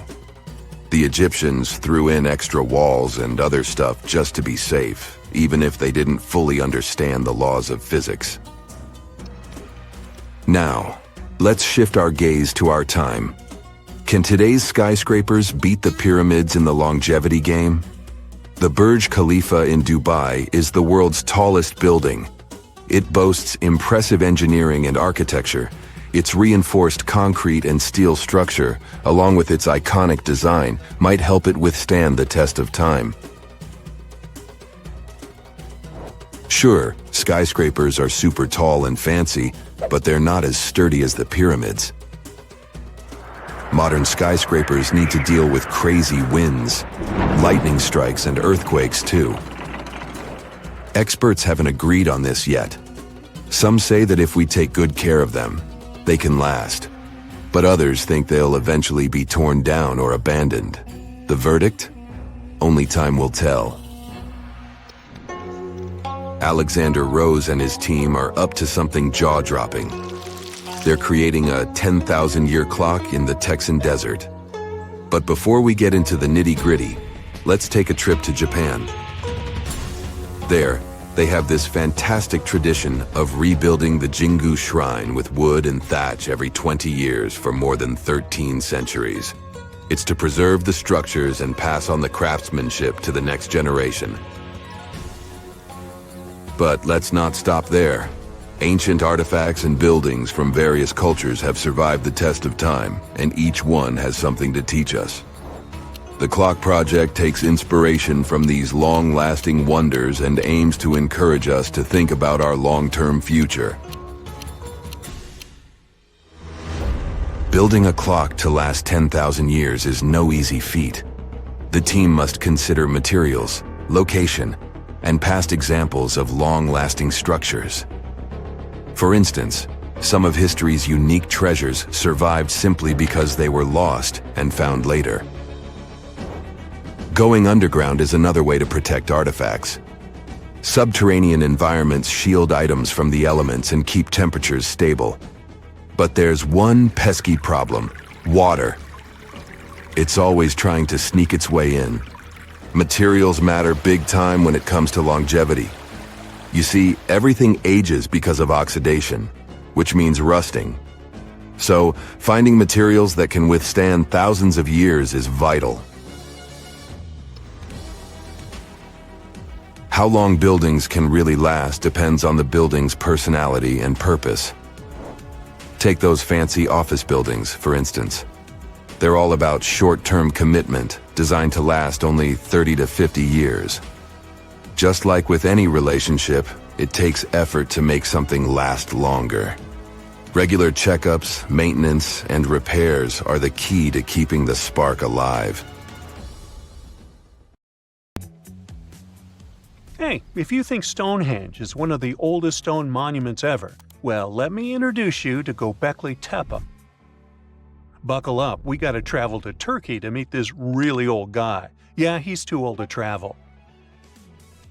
Jokes aside, Göbekli Tepe, an archaeological site located in southeastern Turkey that dates back to the Neolithic period, around 10,000 BCE. It's considered to be one of the oldest and most significant archaeological discoveries in recent times. The site consists of a series of circular and rectangular structures made of stone pillars. Yeah, it does look like its younger brother Stonehenge. Some of those pillars are decorated with intricate carvings of animals and other symbols. Now, you may be wondering, hey, why on earth did they make such a fascinating building? What was its purpose? Sorry, I got no answer for that. The purpose of the site is still unknown, but it is believed to have been a ceremonial center for the ancient people who lived in the area. The discovery of Göbekli Tepe has challenged long-held beliefs about the development of human civilization, as it suggests that complex societies may have emerged much earlier than previously thought. Okay, pack your stuff, our travel's just started. Next destination, Masada. It's an ancient fortress located in Israel on a plateau overlooking the Dead Sea. Hey, look at that view, spectacular, huh? It was built by King Herod the Great in the 1st century BCE, and it was very smartly built. Within the fortress, there were various facilities such as storehouses, barracks, a palace, and a set of cisterns capable of holding approximately 40,000 cubic meters of rainwater. People living there believed that the collected runoff from a single day's rainfall could provide sustenance for over 1,000 individuals for a period of 2 to 3 years. Access to the fortress was limited to 3 steep and winding paths leading up to fortified gates. Still, at one point, the fortress was occupied by people who had fled Jerusalem after the city was captured by the Romans. They held out against the invaders for several months, but eventually they were defeated. But these guys didn't surrender. The story of Masada has become a symbol of resistance and bravery. Today, Masada is a popular tourist attraction and a UNESCO World Heritage Site. The next flight is going to be short. We're popping over to Egypt to see the Karnak Temple Complex. It's a vast ancient Egyptian temple complex located in the city of Luxor, Egypt. It was built over a period of 2,000 years and covers an area of more than 200 acres. The complex is dedicated to the worship of the deity Amun-Ra. Wait a minute, that should be Amun-Ra, and it was one of the most important religious centers in ancient Egypt. The Karnak Temple consists of several temples, chapels, and other buildings, including the Great Temple of Amun, the Temple of Khonsu, and the Temple of Ptah. The Great Temple of Amun is the largest and most impressive temple in the complex, with massive columns, statues, and other decorations. One of the most famous features of the Karnak Temple complex is the Avenue of Sphinxes, which is a long avenue lined with Sphinx statues that leads from the entrance of the complex to the Great Temple of Amun. Another notable feature is the Hypostyle Hall, which is a massive hall with 134 columns that are over 70 feet high. The Karnak Temple Complex is a popular tourist attraction and a UNESCO World Heritage Site. It's considered one of the most important archaeological sites in Egypt and provides a fascinating glimpse into the religion and culture of ancient Egypt. Hey, we can't hop on the next flight and leave Egypt until we see the Pyramid of Djoser. It has another name, by the way. It's also known as the Step Pyramid. This ancient Egyptian site is located in Saqqara. It was built during the 27th century BCE for the pharaoh Djoser by his architect Imhotep. who is considered one of the most important figures in Egyptian history. People believe this pyramid is the first monumental structure built entirely of stone and is an important example of early Egyptian architecture. The pyramid originally stood at 203 feet tall and was surrounded by a complex of buildings and courtyards. It was constructed in 6 layers, each smaller than the one below it, giving it the distinctive step-like appearance. The pyramid was used as a burial place for Pharaoh Dozier and was surrounded by a vast necropolis that contained the tombs of many other important officials. The Grateful Dead? The Pyramid of Dozier has several renovations and additions over the centuries, including the addition of a limestone casing that covered the original step structure. However, much of the pyramid was destroyed over time, and today only the central core remains. Despite this, it remains an important archaeological site and a popular tourist attraction in Egypt. Alrighty, we're ready to move on. There's one more pretty recent discovery we gotta see today.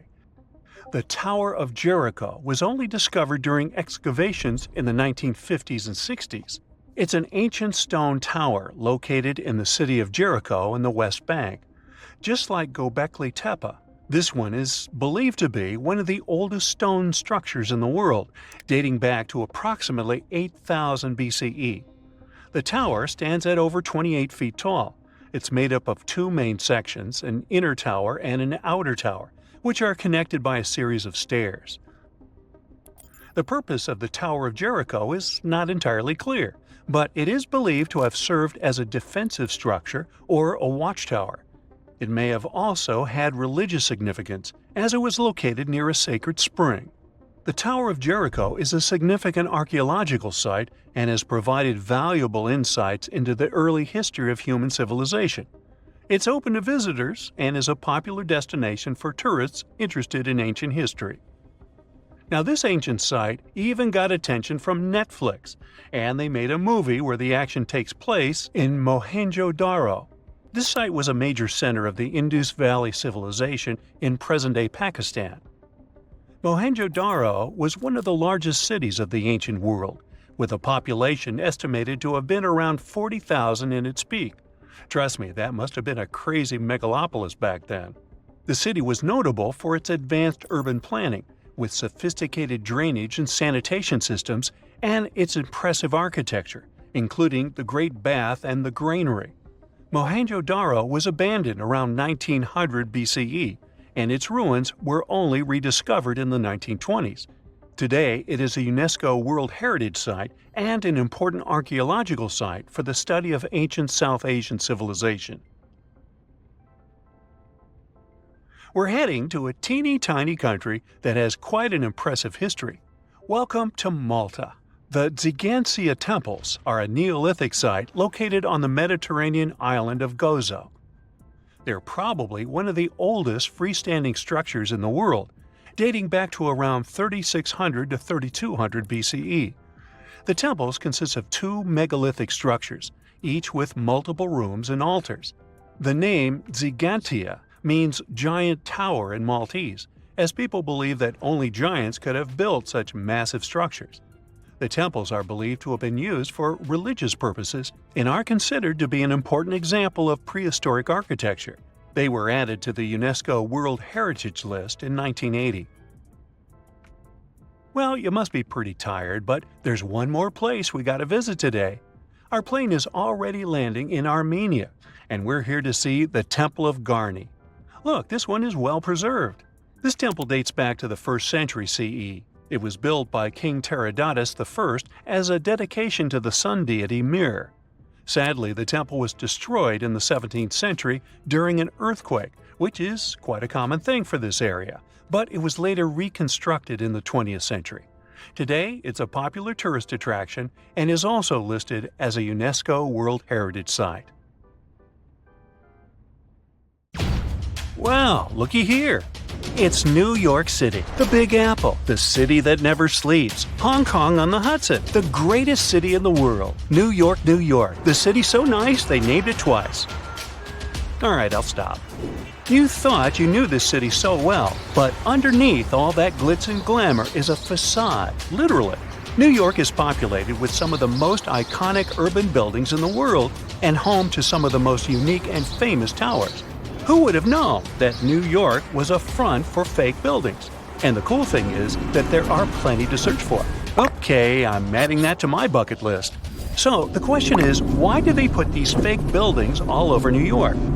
The city is one of the most vibrant places in the world and requires many infrastructures to keep the city in motion. That means having many industrial structures and buildings in every major district. New York is charming for the design and the buildings. Imagine having industrial structures right next to your favorite pizza parlor or hot dog stand. The designers thought ahead and decided to disguise those industrial infrastructures as fake buildings. They blend with the city so well that they don't stand out. They look like your good old apartment or housing unit with a front door, real-life windows, and even charming balconies where people would hang out. The only thing is that there's nothing behind the facade and no one is allowed inside. So, where in the world can you find these fake buildings? For starters, one of the most popular fake buildings is in Brooklyn.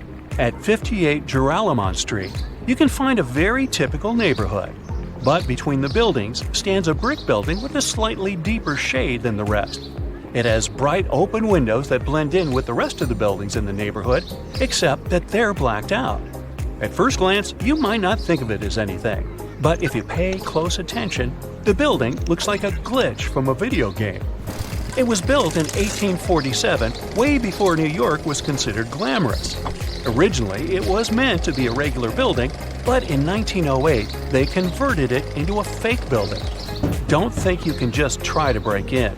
Even if you could, it's pointless, because it's part of a ventilation fan for the subway. It also serves as an emergency exit for some of the surrounding buildings. Actually, throughout New York, many fake buildings exist to disguise the subway vents for the smoke to escape. All the way to 415 Bruckner Boulevard, the Bronx, this townhouse was designed by the Switzer Group, which is an interior architect company. It's not as charming as the one at 58 Joralemon Street, but it serves a similar purpose: to hide an electric substation for New York's utility company. The city needs these substations to reduce the high-voltage electricity to a lower voltage so it can be distributed locally. Having a building like this popping out of the middle of your neighborhood isn't exactly the smartest way to attract people to the Bronx. That's why the fake townhouse facade is the perfect camouflage. Now, some of these fake buildings don't really hit the mark and stick out like a sore thumb. The people of Manhattan describe the Mulberry Square infrastructure as a complete clunker. After plenty of redesigns and back to the drawing board meetings, the result is still not pretty. The locals compare it to a concrete box. They created windows without glass, which doesn't allow the building to blend in with the rest of the neighborhood. But it beats a typical subway ventilation plant either way. There are just so many places to visit and cross off your bucket list. But if you live in China, you can literally stay in the country and visit many iconic cities around the world. The replica cities began when the Chinese economy started booming in the early 90s. They wanted the lifestyle of the rich and famous without wanting to leave their country. They can be comfortable eating their local food and get the feeling of being abroad. The Chinese province of Guangdong has an identical copy of the historical Australian alpine village Hallstatt. The real Hallstatt is centuries old and one of the most charming places to discover. The local people of Hallstatt also had no idea that their home was being built in China. Some people thought that this was controversial, probably because it cost around $940 million to build it. Paris is undoubtedly one of the most charming cities you could ever visit. Its rich history and vibrant culture are enough to catch the first plane to go there. For residents of Tianducheng, that's something they can do anytime they want. The city is also known as Sky City and has a replica of the Eiffel Tower that looks eerily like the iconic one in Paris and built buildings to match the city's visual charm. One of the main things that will break the charm is the farmland surrounding the city. There's barely anyone there, and the streets are always empty, very un-Paris-like. Still, you can find some nice fountains and statues scattered along the streets to give it some spirit. There's laundry hung everywhere, even on the trees. The picturesque fountains are dry and many apartments are empty. Only a few stores are open for business. Even though this looks like a fake city, it's quite real. Some people live here because it's more affordable than other places. 2 hours away from this town is another version of Paris's Pont Alexandre III and a carbon copy of London's Tower Bridge, but with 4 towers instead of 2. Hey, such a bargain! You can also visit the closest thing to Italy, but this time you can go shopping. Florentia Village is an outlet mall that offers an array of shops to lose yourself. The good thing is that this was built by an Italian developer to capture the essence of an Italian village. It has fountains, canals, and mosaics for proper aesthetics. It began in 2011 and has more than 200 shops with many Italian brands and British, US, and Chinese brands as well. The place is so popular that it gets between 10,000 and 25,000 visitors per day.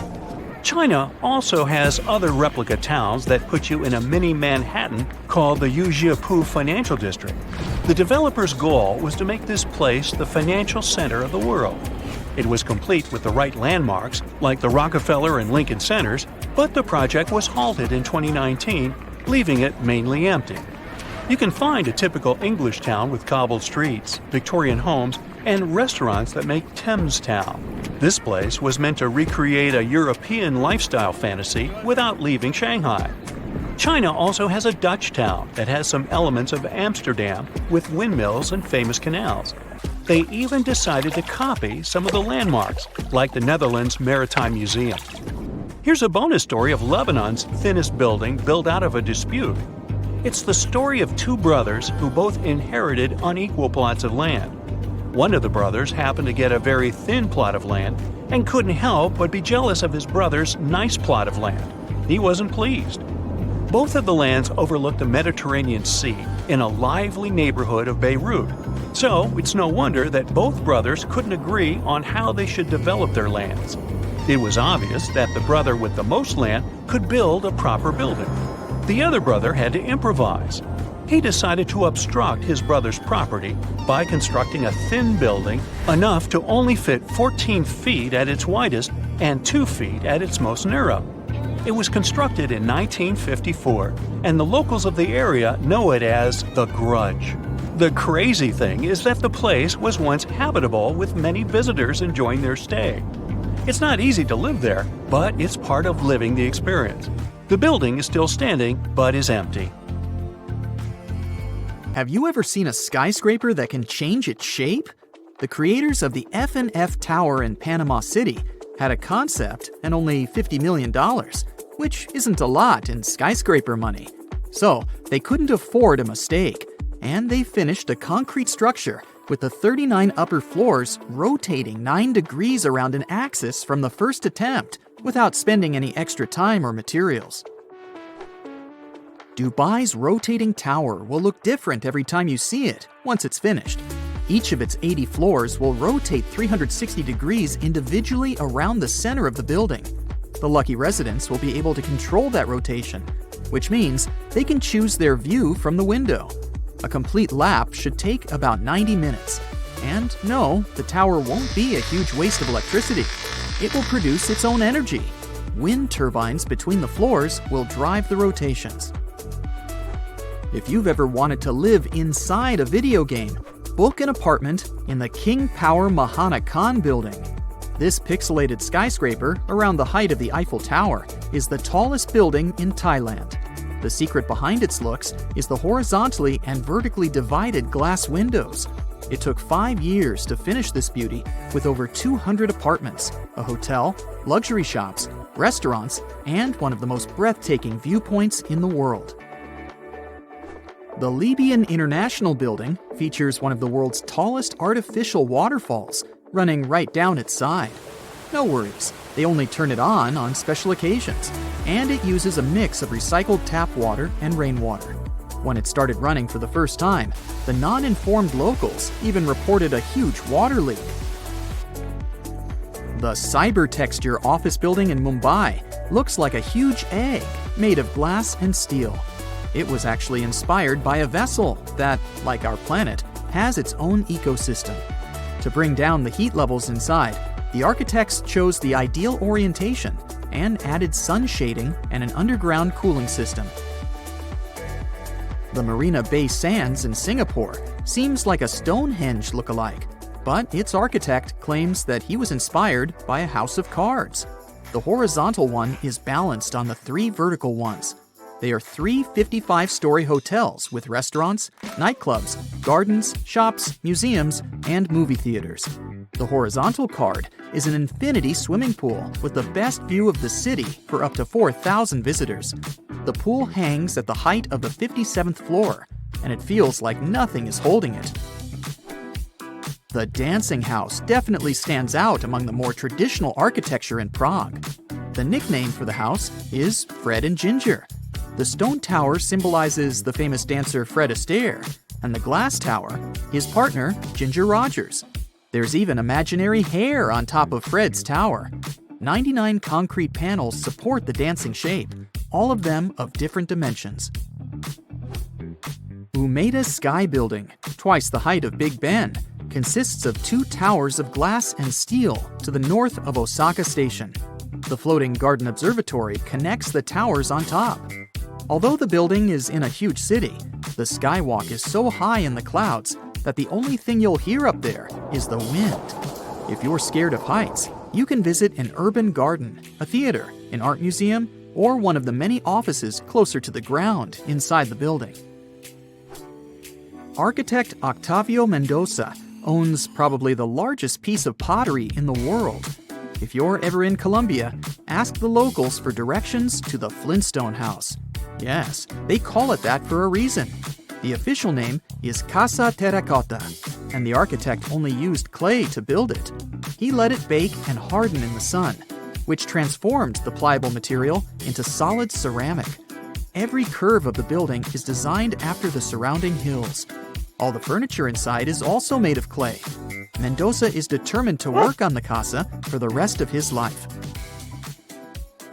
Artists Dennis Sullivan and Francis Conklin have been saving money for 15 years, carving smaller wooden dogs to create their dream project. The Dog Bark Park Inn in Cottonwood is a 12-foot beagle that stands proud in the Idaho prairie.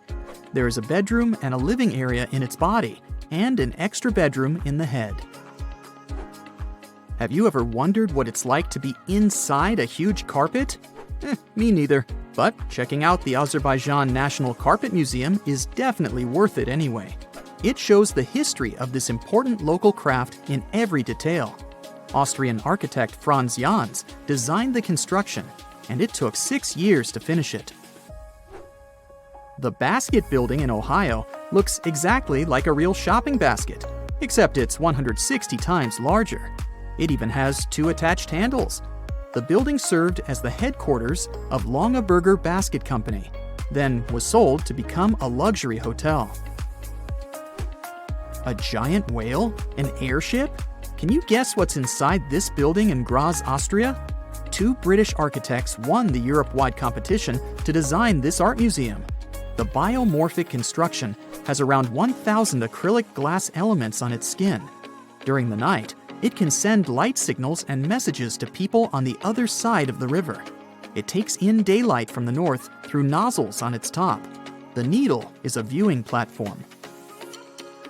The Half House in Toronto, Canada, was built in the late 19th century and was one of 6 identical houses standing next to each other. When developers came to this area, the owners of all the other houses agreed to move, and this one wouldn't go.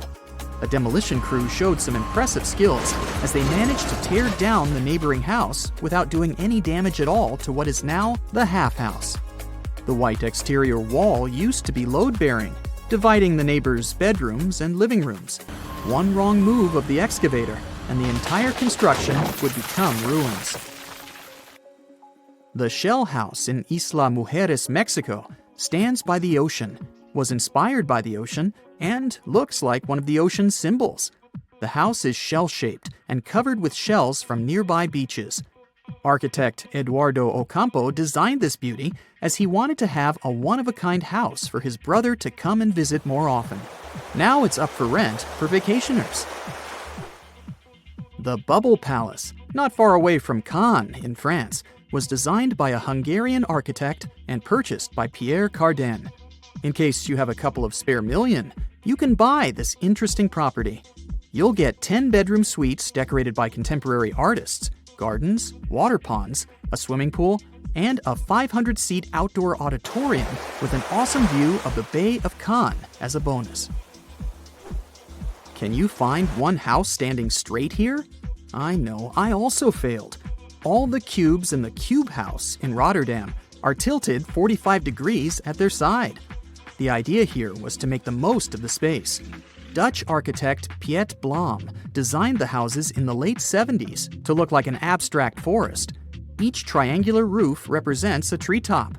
The houses stand at 3 floors tall, with an entrance on the ground floor, an open kitchen, and a living room on the first floor, as well as a bathroom with 2 bedrooms on the top floor. The Boot in Tasman, New Zealand is a hotel that looks like it comes straight out of a children's book. It even has legit shoelaces. There's a spiral staircase, cozy fireplace, kitchenette, and a bedroom with a balcony. If you ever find yourself in Mitchell, South Dakota, be sure not to miss out on their key tourist attraction, the Corn Palace. The locals have always been so proud of prairie gold that they first built a palace out of corn back in 1892 to prove to the rest of the world how fertile their lands are. What you can see now is the rebuilt version. Every year, they put new corn in 13 shades to form new beautiful murals.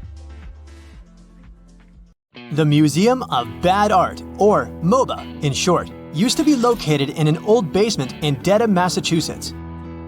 And currently, you can find it in Somerville, Massachusetts. It only accepts art pieces that are so bad you just can't ignore them. Their collection includes portraits. Get it? That's the name they use for portraits. And some really outrageous landscapes. There's also the MOBA Zoo, featuring really unfortunate depictions of our furry friends. Like any self-respecting museum, they also have a gift shop where you can purchase some prints, postcards, or even a coffee mug with your favorite bad art. Speaking of really unique experiences, how would you like to spend time in jail without actually having to break the law? In Scotland, there's a place called Inverary Jail. It's an actual former prison that dates back to the 1800s, where tourists can experience 19th century jail life. There are characters dressed in authentic costumes that make it even more realistic. You can participate in courtroom trials and work with other inmates. In Suwon, South Korea, visitors can check out a theme park built around the history and culture of toilets. It was opened in memory of the former city mayor. He dedicated a lot of time and local resources to improving the city's public toilets and sewer system. It goes without saying that this place has a lot of toilet-themed art documenting the world's restroom culture. You'll find everything here, from men's and women's bathroom signs from around the globe to photographs of public toilets, and information about the importance of sanitary facilities. A designer store in the middle of the desert? If you happen to pass by Texas, you'll find a Prada store on an empty stretch of US 90 outside of the small town of Valentine, about 150 miles from El Paso. 2 Berlin artists wanted to offer Texans the high-end experience. Sort of. That's because the curious store has no door to access it, and its 20 left-foot shoes and 6 purses set on display. Surprisingly, the store was built with the blessing of Miuccia Prada herself, the head designer of the brand. Can you imagine living in a city where you have your own beach access to a lagoon that leads directly into the sea? That might be possible in the near future, if you don't mind relocating to Sabah Al Ahmad Sea City in Kiran, Kuwait. This engineering masterpiece was inaugurated in 2016. Its canals form 120 miles of artificial shoreline. All those human-made islands were built by excavating large channels in the desert rather than using reclaimed land, as was done previously in similar conditions. Before visiting this museum, you have to take off the shoes you've been wearing and put on special slippers that won't damage the artwork, because it's everywhere.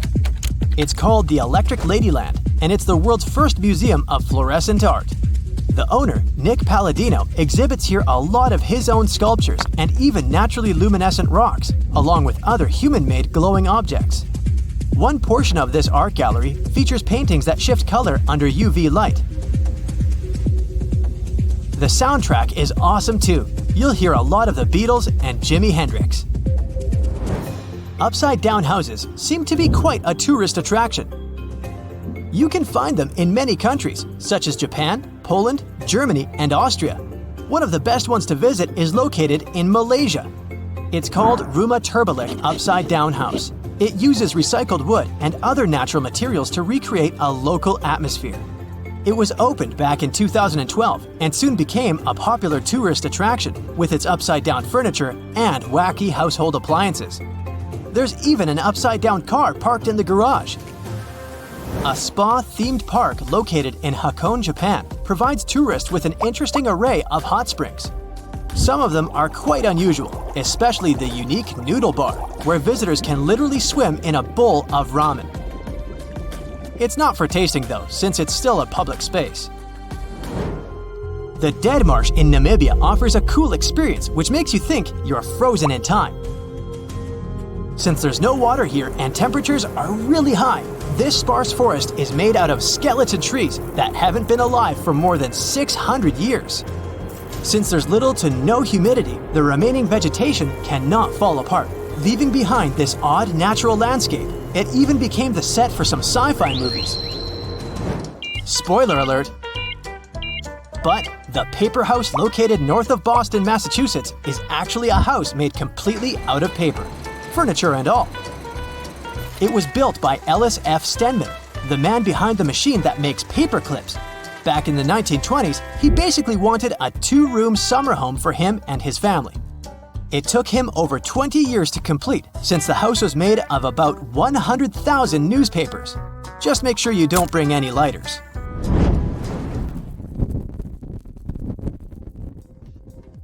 Cappadocia Cave Hotel in Turkey is a great place to stay for both history buffs and people who are into modern and luxurious decor. All of the rooms and suites are located inside the local cave dwellings dating back to the Roman and Byzantine periods. Cappadocia is also famous for its hot air balloon tours. One of the reasons is because it's not very windy here and the view of the city is really beautiful, especially during sunset. The small Indian town of Deshnok certainly wouldn't be on your vacation list if you don't like rats. A 14th century legend has it that the rats living here are to be protected and nurtured. Over 20,000 rats live inside this famous location these days. Since they've been living there for so long, the rats are quite friendly with both locals and tourists.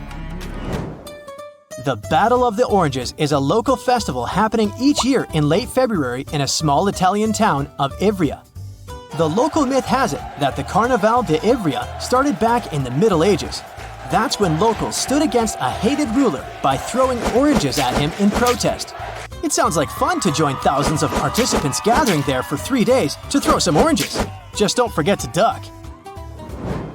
Socotra Island in Yemen was separated from mainland Africa more than 6 million years ago. That's probably one of the reasons why this secluded island looks more like the set of a fantasy movie than a real location.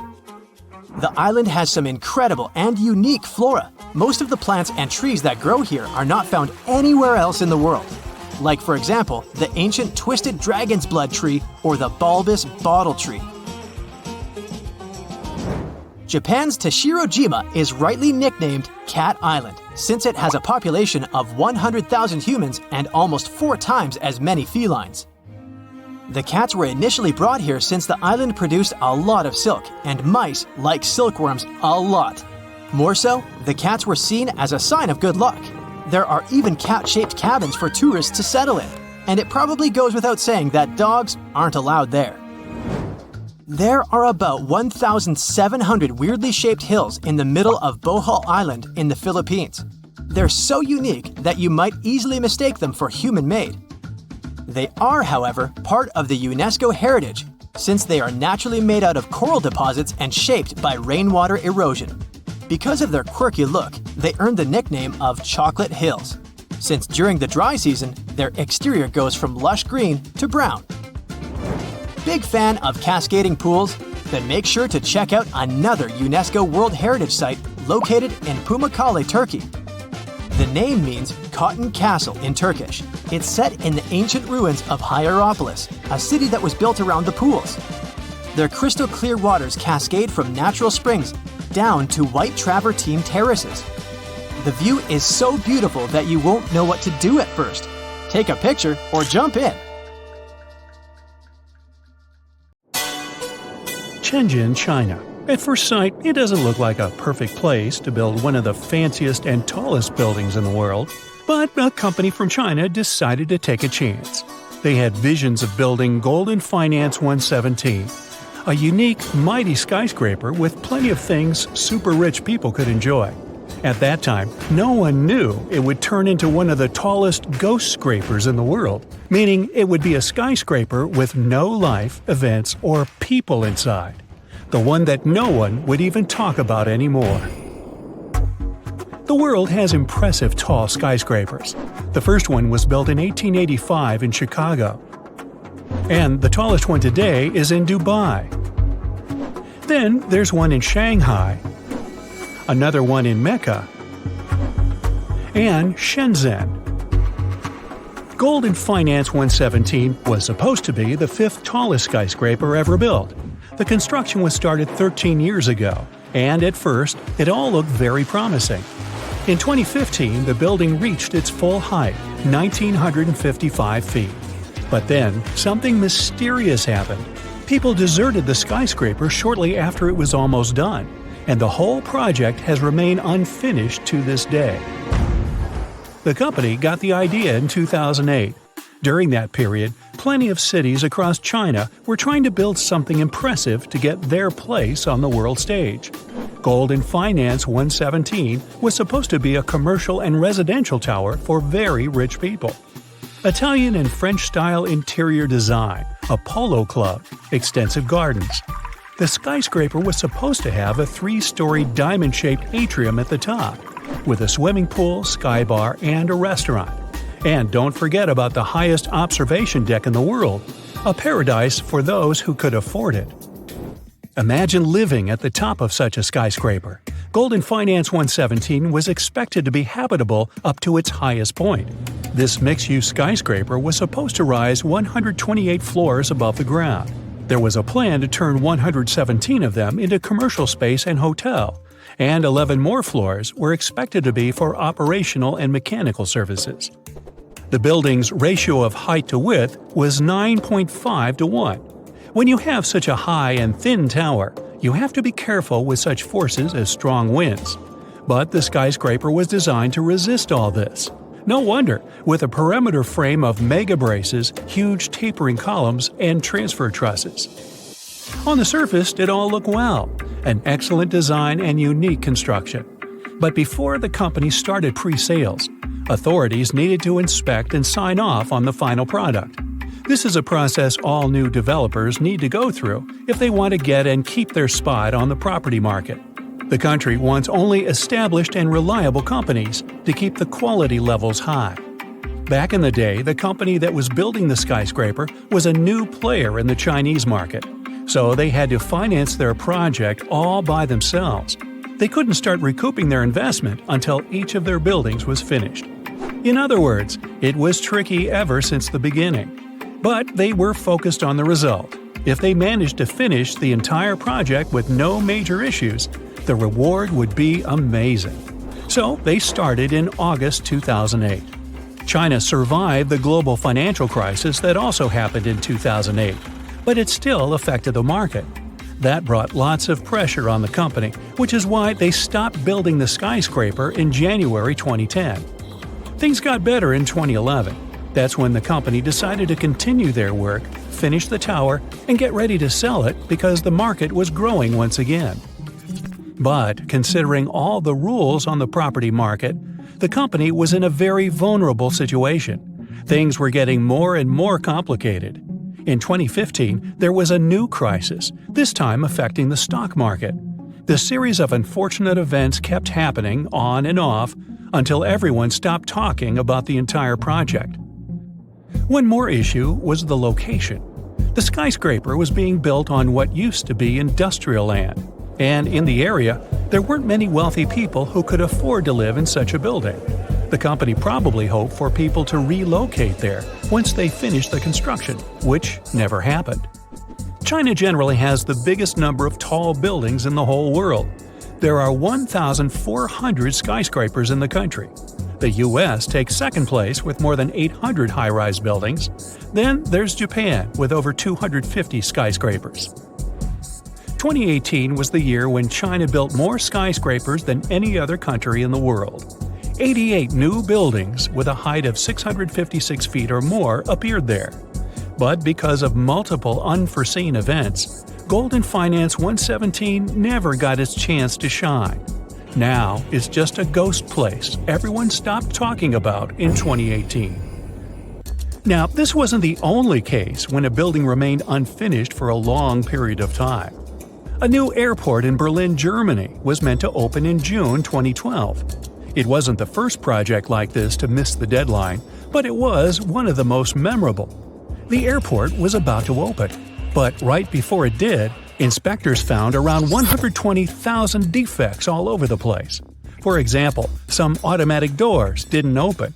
There were fire safety issues. Authorities also noticed sagging roofs. About 106,000 miles of cable were wired in the wrong way, which means they couldn't turn on some lights or turn off others. Experts were trying to solve these problems for 9 years. The airport was built to handle 27 million passengers a year. In 2019, over 45 million travelers passed through the two other overburdened airports in Berlin. These airports are now set to close and merge with the new one, which has started expanding. The original budget for the whole project was more than $8.2 billion, but it's likely to increase in the next few years. The idea occurred back in 1990, and it took 6 years just to find the right spot to build the airport. The official construction didn't start for another decade. The original code for this airport also needed to be changed since it was already in use by an airport in India. But if you design an airport in the early 2000s, will it even be compatible with the travel habits and technology in 2020 and beyond? Also, there isn't enough space for all the planes that are supposed to be there.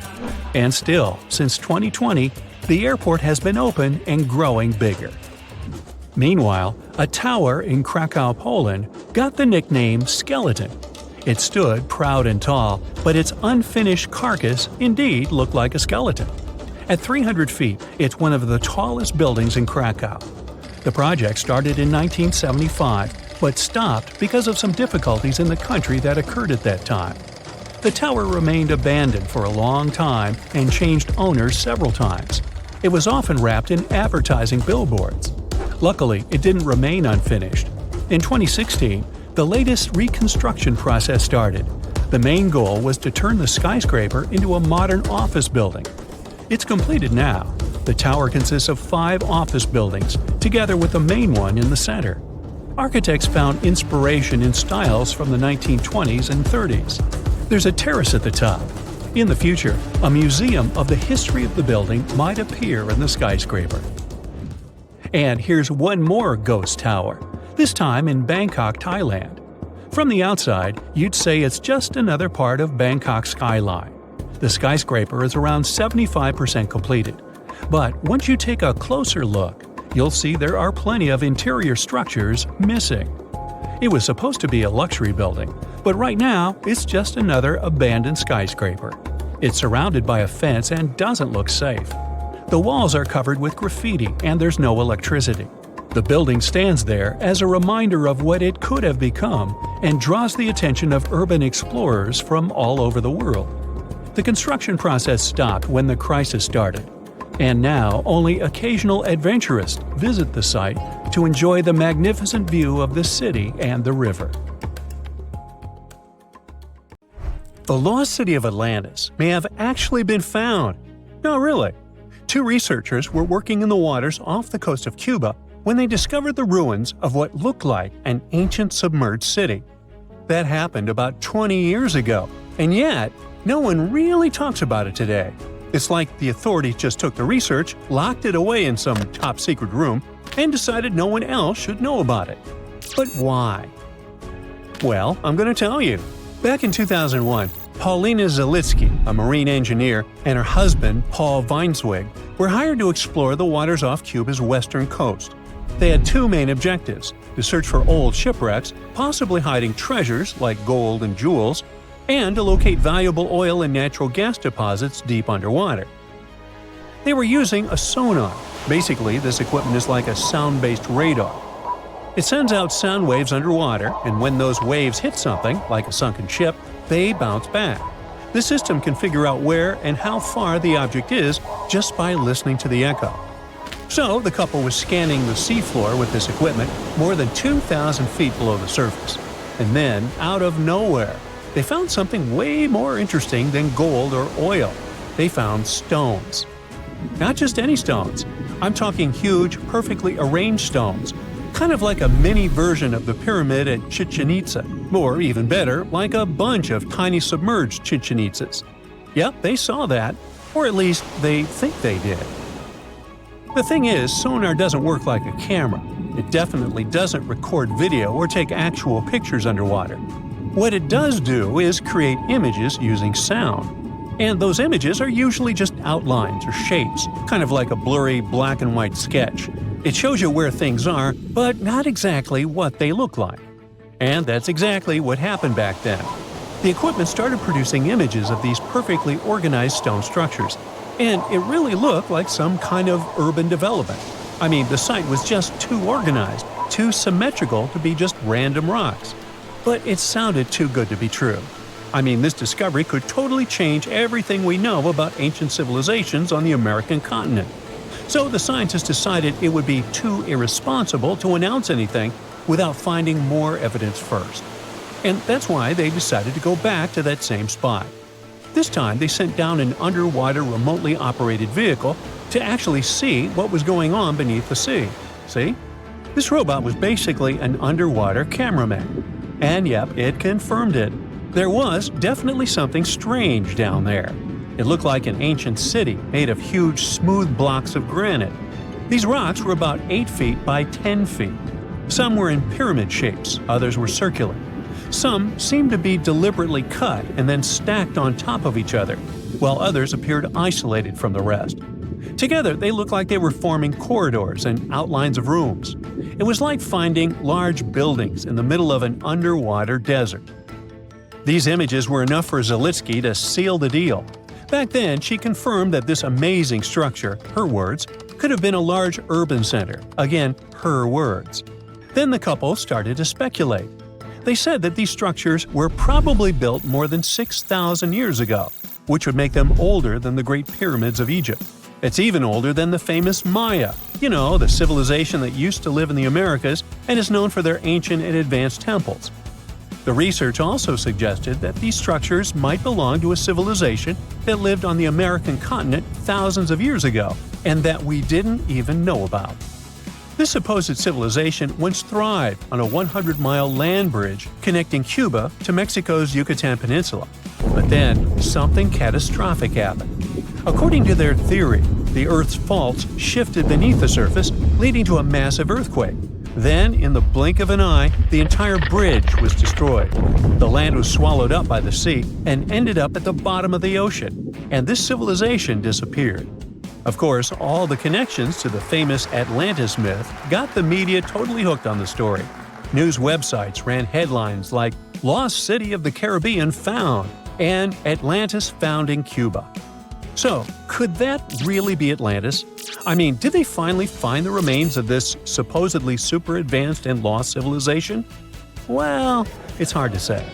From the start, part of the scientific community wasn't buying into the story too much. First, there's the issue of the date. Saying that this civilization existed at this spot at least 6,000 years ago just wasn't very credible. Then, some European archaeologists argued that the stones they found using sonar might just be natural limestone, not perfectly sculpted granite. And third, it was too deep.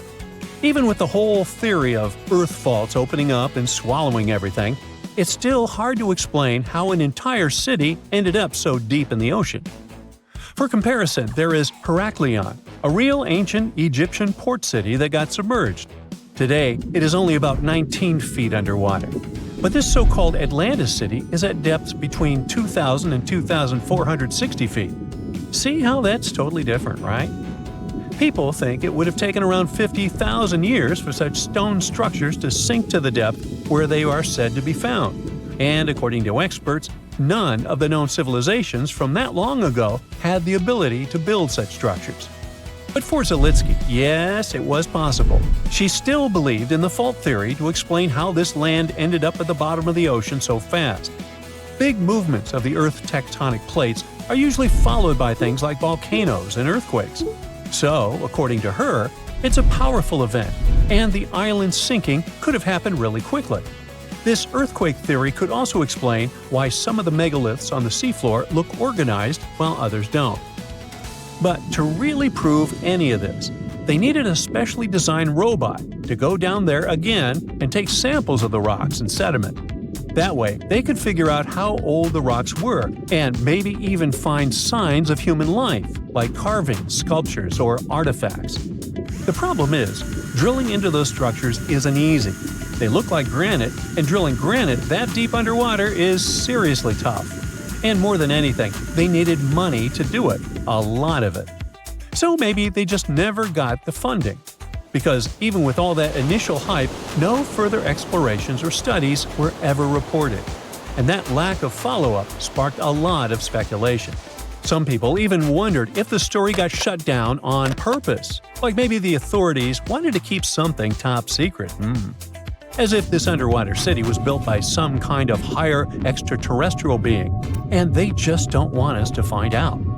But truth be told, the strongest argument for saying, yeah, that is definitely a lost city, is that nature supposedly couldn't have built something so symmetrical. Geologists did try to find natural explanations, or at least similar examples from other parts of the world, but they came up short. Still, just because we haven't found a clear natural explanation doesn't mean there isn't one. Nature can create some pretty wild and unexpected stuff. So honestly, that whole too perfect to be natural angle is kind of a weak argument. What most likely happened is that experts just weren't convinced it was actually a sunken city. And that's probably why no one followed up on their work. Over time, the buzz faded, the story disappeared, and the site slipped back into silence. And without more data, the true nature of those underwater formations off Cuba's coast is still a mystery. Imagine that it's the year 2025, and our planet has completely changed. Rising sea levels, extreme weather, and the ocean becoming more and more acidic are just some of the problems people have been dealing with for years. But in one of the world's largest coastal cities, the situation has become too serious.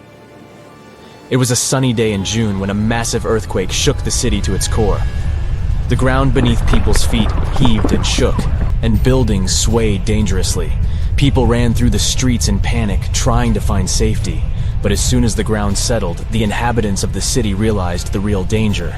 A wall of water, almost 100 feet high, was rushing toward the city, propelled by the force of the earthquake.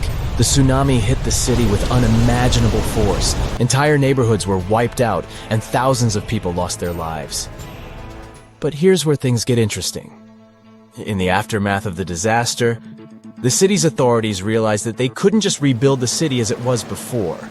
They needed to be better prepared for the next potential disaster. And so they came up with an incredibly ambitious project to build an underwater city. The goal was to create a self-sufficient, sustainable city beneath the ocean's surface that could withstand any natural disaster. The underwater city would be powered by renewable energy, using tidal power and underwater solar panels. It would be designed to withstand extreme weather and would have its own emergency response systems. The project attracted some of the world's top scientists, engineers, and architects. They worked tirelessly to design the city and carefully considered every aspect of the project. The underwater city would have everything that a typical city had, from schools and hospitals to stores and restaurants. There would be underwater farms where fish and other marine creatures could grow. The city would even have its transportation system, advanced submarines, and underwater tunnels connecting different parts of the city. The project became a shining beacon of hope for people. It showed that even in the face of disaster, we could come together to create something amazing. But as time went on, the project no longer seemed so perfect. The cost of the project turned out to be higher than planned. There were also concerns about how long such a project would exist. After all, the ocean is very unpredictable. And still, the team of scientists and engineers never gave up. After years of trial and error, they finally created the perfect underwater city, a marvel of engineering, a self-contained ecosystem that could sustain people indefinitely. The buildings were constructed from a material that could withstand the immense pressure at the bottom of the ocean, and the city itself was powered by a network of advanced hydroelectric turbines. It wasn't long before the first wave of colonists arrived at the underwater city. There were different people in this group, and each of them had their own reasons for choosing to live in this new world beneath the waves. Some were adventurers seeking a new world to explore, while others were hoping to escape natural disasters raging on dry land. But despite their differences, all these people shared a common goal: to build a new society, one that was in harmony with the natural world. The underwater city flourished, and new discoveries were made every day. The colonists developed new technologies and ways to tame the power of the ocean. They learned to farm the sea and started cultivating underwater gardens that provided them with a steady food supply. But living underwater was challenging. People felt isolated and even claustrophobic. The situation came to a head when a group of activists started to protest against the city's expansion plans. They argued that the underwater city was a threat to the environment it was meant to protect, and that the colonists should focus on reducing their impact on the delicate underwater life. The protests sparked a heated debate among the colonists. Some of them argued that the survival of the city depended on its growth and expansion. Others claimed that the city needed to prioritize the protection of the environment above all else. In the end, a compromise was reached. The city would continue to expand, but the main priority would be sustainability and a responsible attitude to nature. The colonists would do their best to reduce their impact on the environment by using new technologies and following strict conservation rules. And they would also remember the importance of protecting the ocean and its fragile ecosystem. Years went by, and the underwater city continued to thrive. New generations of colonists were born, and they grew up in a world entirely different from the one their ancestors had known. They never saw the world on the surface, but appreciated the beauty and complexity of the underwater world they called home. And as the years passed, the city became a symbol of hope for a world struggling with the devastating effects of climate change. It showed that despite all difficulties, people could come together to create a better world. It is a reminder that the future is not set in stone, and that we can build it sustainably and in harmony with the natural world.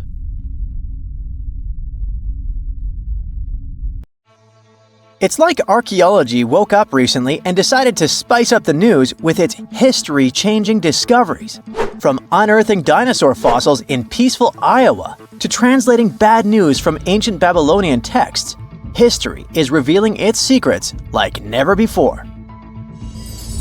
When Mount Vesuvius erupted in 79 CE, it froze the town in time. Some of the most famous discoveries were heartbreaking, like a mother wearing a golden bracelet, holding her child, or two sisters hugging in fear. At least that's what scientists thought. In 2024, advanced DNA tests shattered these long-held beliefs. The mother from the House of the Golden Bracelet was actually a man wearing a fancy 30-carat bracelet, and the child wasn't even related to him. As for the two sisters, DNA revealed one was actually a man, while the other remains a mystery. Some speculate they were lovers, but the truth is still buried in time. Speaking of rewriting history, another shocking revelation comes from ancient Babylon. Recently, archaeologists translated 4,000-year-old texts that turned out to be heralds of terrible news. These specific texts that were translated are believed to be from Sippar, a city near the Euphrates River in modern Iraq. They talked about lunar eclipses, which is when the Earth's shadow blocks the moon, and for ancient Babylonians, these were warnings. Eclipses could mean everything from floods and famines to chaos in the kingdom. But here's the interesting twist. Babylonians also came up with clever ways to cancel these bad omens, like calling in priests to perform rituals, or consulting oracles for advice. These ancient astrologers took their job seriously, since it wasn't just about stargazing, it was about keeping the kingdom safe. Augustus was the first Roman emperor, so we can say he was a big deal. Archaeologists have already found ruins of the villas where he partied, but now they think they've found his final resting place. In a place near Naples, they've found an old structure buried under a villa. They found the equivalent of a modern heating system, something that was probably used to draw warm baths. They also found shelves filled with ancient jars, suggesting the site later became a temple. They're still not sure this was Augustus's last home, but if confirmed, this would be a big deal for world history. While ancient Rome is surprising us, the famous Nazca lines in Peru are also revealing hidden details. These massive geoglyphs, created thousands of years ago, have only been partially studied until now. Scientists trained artificial intelligence to help them scan 243 miles of terrain. With AI's help, they identified over 300 new motifs, including llamas, stick figure people, and strange heads. The algorithm, originally developed to decode charred scrolls from Mount Vesuvius, has doubled the number of known glyphs. The past is getting a serious digital upgrade. Meanwhile, in Bulgaria, archaeologists made a surprising discovery in a place few would expect: a sewer.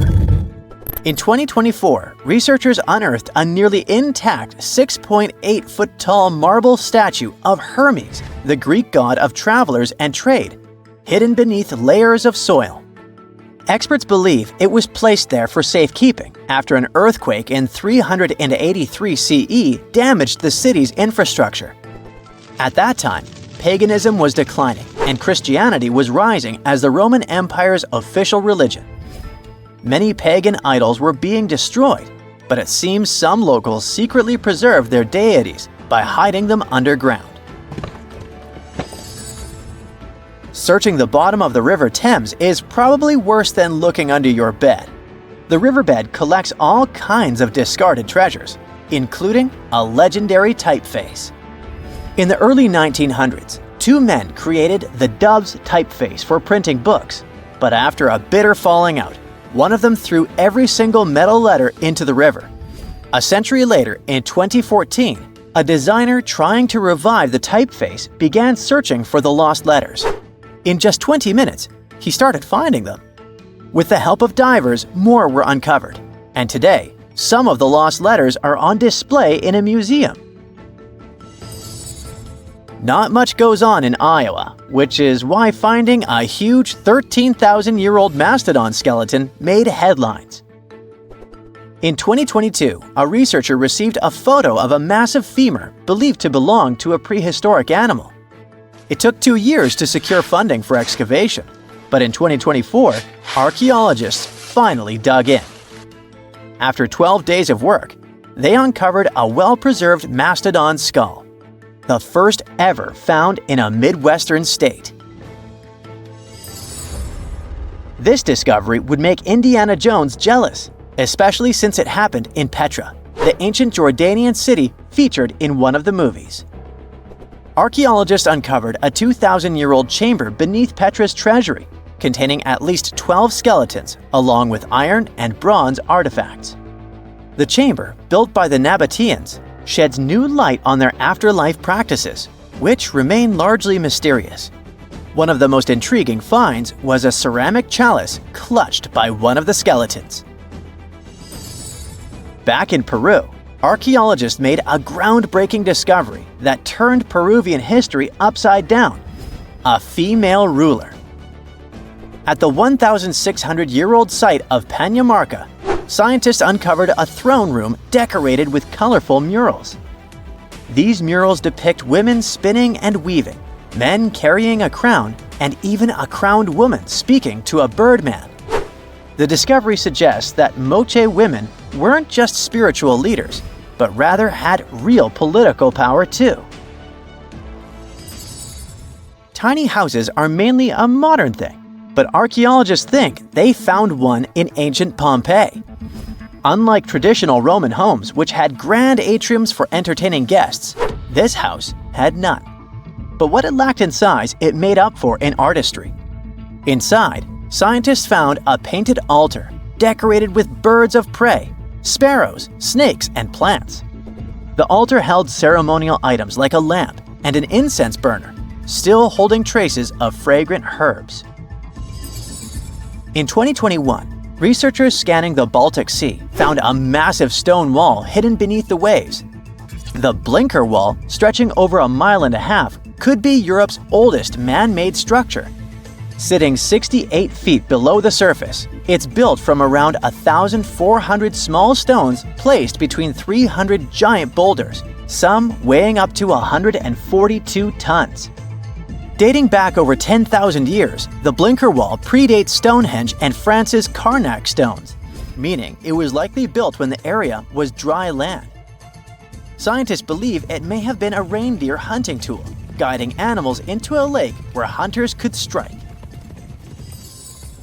Oh, and then there's the granite slab that was found in Egypt's Abydos area. At first, it was thought to belong to two important people from ancient Egypt, but a recent discovery showed it was actually part of the sarcophagus of Pharaoh Ramses II, one of the most famous Egyptian rulers. A researcher found a special engraving on the slab that had Ramses II's name on it. Ramses ruled Egypt a long time ago, and after he died, his tomb was looted, so his body and belongings were moved around a few times. This new discovery shows that after Ramses' tomb was robbed, some of his things were used again. The finding also teaches us that ancient Egyptian tombs were often looted, and the things in them were reused. Recently, something unexpected happened during a dig in Norton Disney, back in England. While searching for ancient coins and brooches, a volunteer from the Norton Disney History and Archaeology group stumbled upon a mysterious Roman dodecahedron.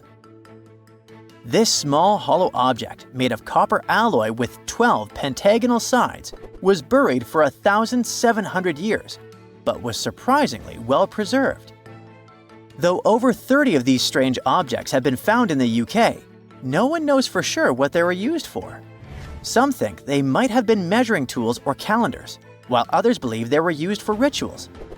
The Norton Disney Group thinks these dodecahedra were likely symbols for religious ceremonies, as many show no signs of wear from daily use. To energize this amazing venue, which comes with a hefty price tag of around $2.3 billion, you'll need 28 megawatts of power, enough to supply electricity to about 21,000 homes. It was originally projected to cost just $1.2 billion, but challenges arose and the budget ballooned.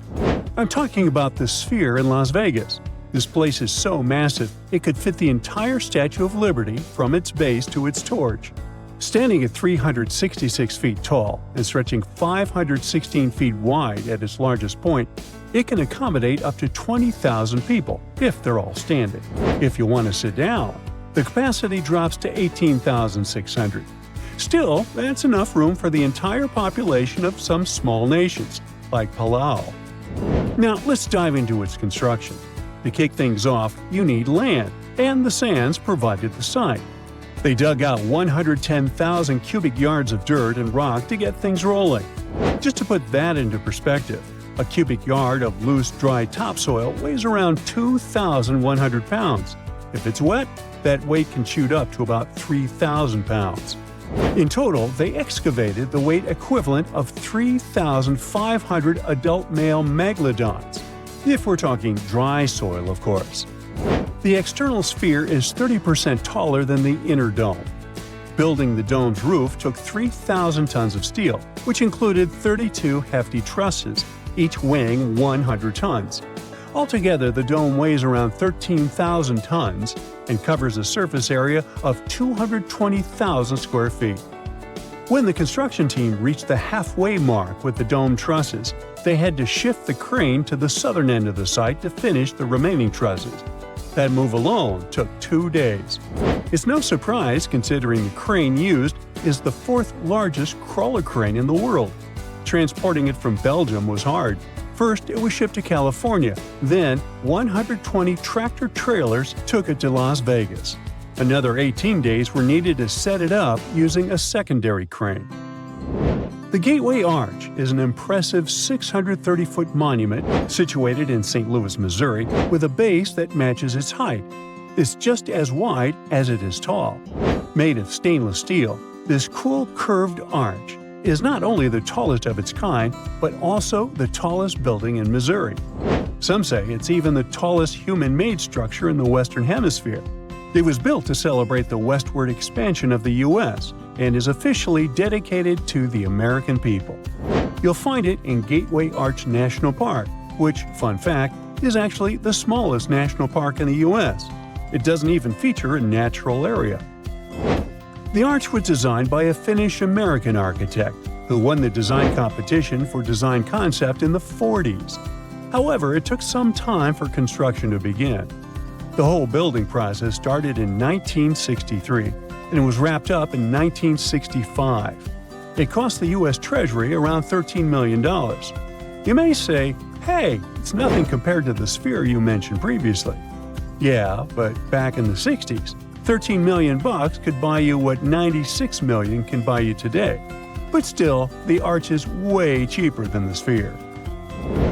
The construction bidding was pushed from the 20th December 1961 to the 22nd of January 1962, with around 50 companies interested, and the winning bid signed on the 14th of March 1962, backed by a $2.5 million city subsidy.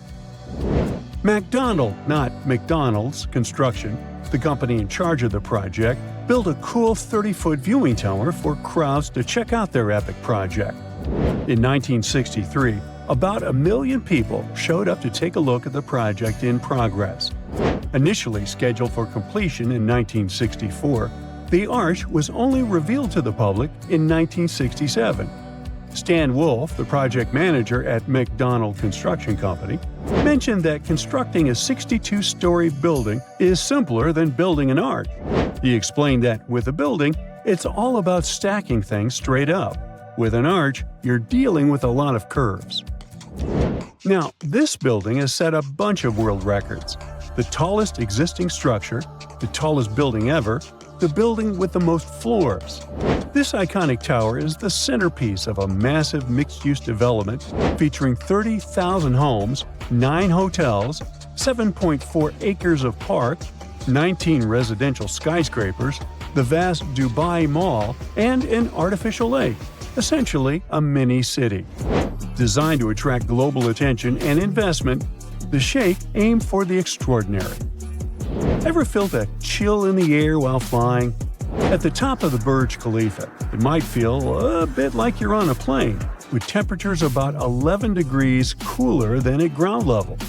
The building's spire, made of over 4,000 tons of steel, stands at 660 feet tall, although it's mainly for looks, as the building would still be an impressive 1,919 feet without it.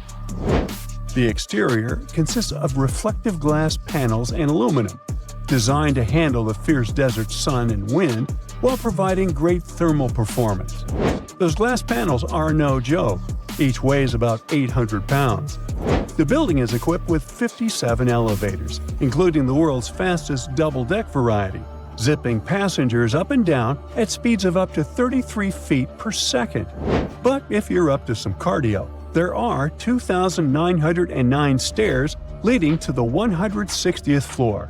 No thanks, after you. Given how tall the Burj Khalifa is, you may mistakenly think water might be an issue. I mean, it's obviously hard to pump it up there, but it's not. Burj Khalifa's system delivers around 250,000 gallons of water daily through many miles of pipes. The temperature regulation isn't a problem either, as the air conditioning system is so powerful that its effect is comparable to melting 13,000 tons of ice in a day. Right. And what about cleaning those windows? There's a 36-worker crew to take care of all 24,348 windows. Want to guess how much time it takes? Not a week, not a fortnight, not even a month. It takes around 3 months, and this task is performed 4 times a year. 3 by 4 gives us 12, so yeah, it's pretty much a non-stop process. Elizabeth Tower is one of the greatest and most iconic constructions of all time. Don't tell me it's the first time you've heard about it. It's just another name for Big Ben. One of the main secrets of this tower is its foundation, which is crucial to its stability. The tower's base is square, and it measures 40 feet on each side. For such a tremendous construction, a stable foundation is crucial, so Big Ben's construction foundation is 12 feet thick. Still, it's not the foundation it's famous for, but the clock. How do we care for something this high up? For the past 150 years, reaching the top of the clock tower has meant tackling a spiral staircase with precisely 334 steps. There is a spiral staircase with 290 stone steps up to the clock room, followed by 44 to reach the belfry, which gives us those 334 steps I mentioned before, and an additional 59 to the top of the spire. They're currently adding elevator shafts, but don't get too excited. They're mainly for maintenance and security and won't be for regular use. So once you reach the top, there's a door that opens to a narrow walkway behind each of the 4 clock faces. It's a tight fit, just spacious enough for an average person. If you venture a bit further on the stairs, you'll find another door leading to the clock room, which holds the impressive clock mechanism. Now, the clock mechanism is an engineering wonder all on its own, featuring a clever system of weights, gears, and a pendulum that keeps time.